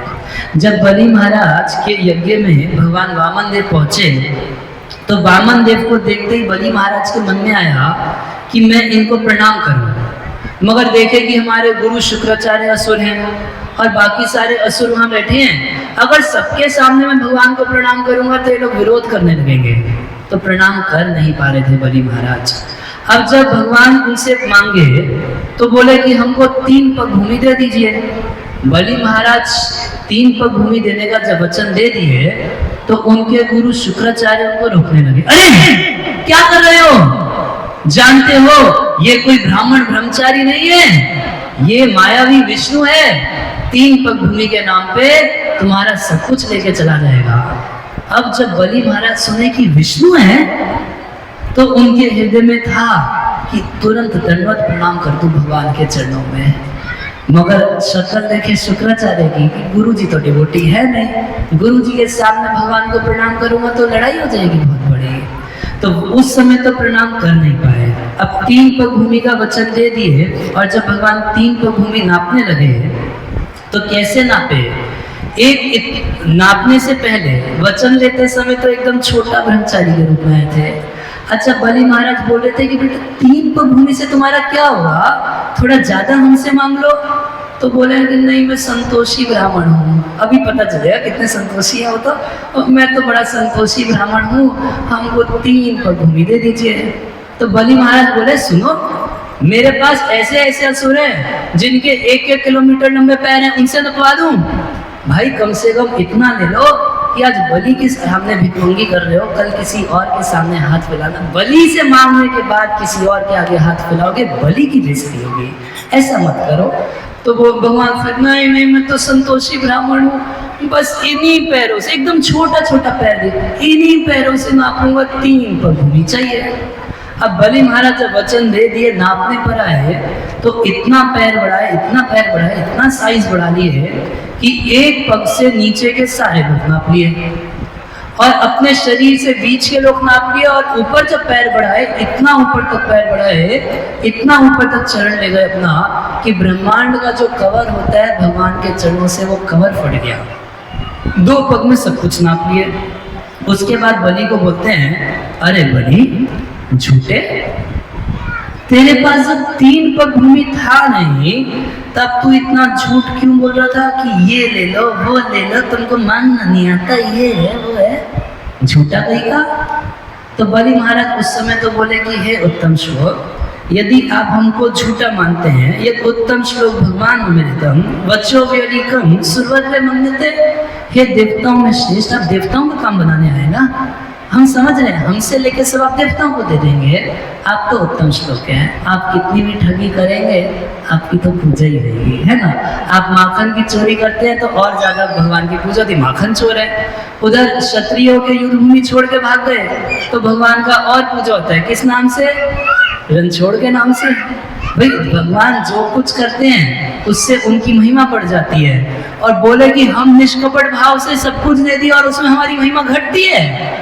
मगर ठीक है, आप उत्तम श्लोक बने रहिए। अगर आप सोचते हैं कि हमने झूठ बोला, तो बलि झूठ नहीं बोला, बलि अभी अपने वचन को सत्य कर देगा। तो देखिए, प्रॉपर्टी से दुगनी कीमत प्रॉपर्टी वाले की होती है। आप हमारी प्रॉपर्टी लेंगे 2 पग में, अब 2 दूनी 4, 2 पग कीमत हमारी प्रॉपर्टी की, तो 4 पग कीमत हमारे सर पे आप पैर रख लीजिए अपना, तीसरा पग हमारे सर पे रखिए। आपको 3 पग का वचन दिया, 6 पग भूमि दान में दे रहा हूँ। बलि महाराज आत्मसमर्पण कर दिए, भगवान उसके बाद भी उनको बांध दिए। और बांधने के बाद बलि महाराज भगवान को बोल रहे हैं, कह रहे हैं कि अहो कितने आश्चर्य की बात है, अहो प्रणमाय कृतस् मध्यम प्रपन्न भक्तार्थितो समाहिता। कह रहे कि कितने आश्चर्य की बात है कि मैं आपको प्रणाम नहीं कर पाया था। मैं क्या किया था? केवल मन में सोचा था आपको प्रणाम करने का। समुद्यम, उद्यम किया, मन में सोचा, केवल संकल्प किया कि मैं आपको प्रणाम करूं। उस प्रणाम को आप अपने शुद्ध भक्त नारद, प्रहलाद आदि भक्तों जैसे प्रणाम जैसा स्वीकार कर लिए। प्रणाम नहीं किए, केवल प्रणाम के संकल्प को। कह रहे जो कृपा आप कभी ब्रह्मा जी को नहीं दिए, जो कृपा आप कभी शिव जी को नहीं दिए, जो कृपा आप कभी लक्ष्मी जी को नहीं दिए, जो कृपा आज तक आप कभी अपने किसी भक्त को नहीं दिए, ऐसी कृपा आप मुझ असुर को दे दिए। आज तक आप किसी के सर पे अपना चरण नहीं रखे थे, इस बलि के सर पे आप अपना चरण रख दिए। और क्या किए थे बलि? बलि केवल मन में इच्छा किए थे कि मैं भगवान को प्रणाम अर्पण करूं।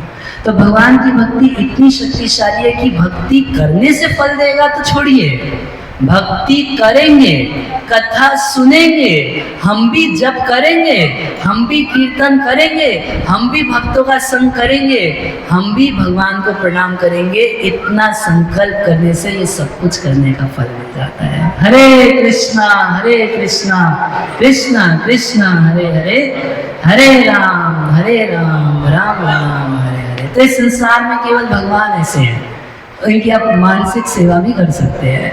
आपको मान लीजिए किसी सरकारी दफ्तर में कुछ काम कराने जाना है, और जाइए ऑफिसर के पास, बोलिए ऑफिसर साहब हमने मन में आपको लड्डू पेड़े खिलाए हैं, आप हमारा काम कर दीजिए। करेगा?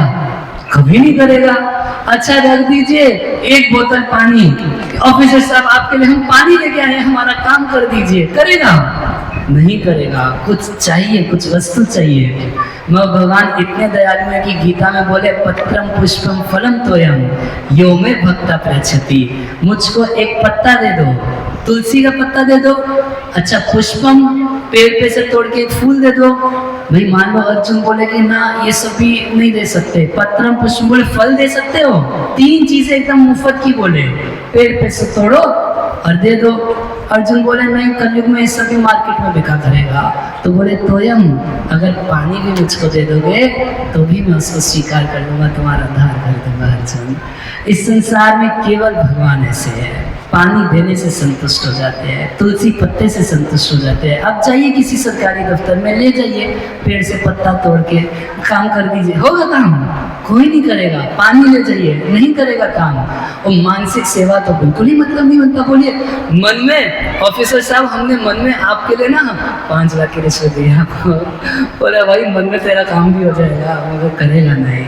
भगवान इतना दयालु, इतना कृपालु है, यदि कोई व्यक्ति मन से संकल्प भी करता है, जब घर पे बैठ के सोचे कि चलो हम कथा सुनने जाएंगे, उसी समय से भगवान का मीटर चालू हो जाता है कि ये कथा सुनना शुरू कर चुका है। एक एक कदम जो हम पंडाल तक चल के आते हैं, तो पद्म पुराण में लिखा गया है कि कोई व्यक्ति यदि भगवान के धाम में अथवा भगवान के मंदिर तक अथवा भगवान की कथा सुनने के लिए पैदल चल चल के जब जाता है, तो जितना कदम वो चलता है उतने अश्वमेध यज्ञ करने का फल उसको मिल जाता है। हरे कृष्णा कृष्णा कृष्णा हरे हरे, हरे राम राम राम हरे हरे। तो जो जितनी दूर से पैदल चल के आ रहा है उसके उतने यज्ञ हो जाते हैं। वो पैदल चल के आए, गाड़ी से आए, बाइक से आए, जैसे तैसे आए। भगवान की भक्ति की महिमा है कि मन से संकल्प करने पर भी भक्ति फल देने लगती है।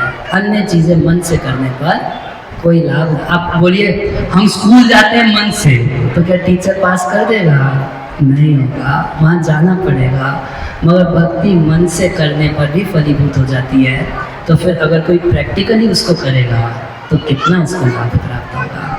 तो भीष्म पितामह देश काल विभावित, देश और काल देख के, देश था युद्धभूमि और काल था क्या? मरने का समय। उस स्थिति को देख के भगवान की इस तरीके से पूजा किए, सभी लोग का सम्मान किए। तो उसके बाद भीष्म पितामह क्या कहेंगे उसको हम कल से सुनेंगे। हरे कृष्ण। ग्रंथराज श्रीमद् भागवतम की जय, गुरु श्रील प्रभुपाद की। आप लोग मुझसे जय बोल सकते हैं ना? एक बार बोल दीजिए, ग्रंथराज श्रीमद् भागवतम की जय, गुरु श्रील प्रभुपाद की। निताई गौर नित्यानंद। आप लोग धैर्य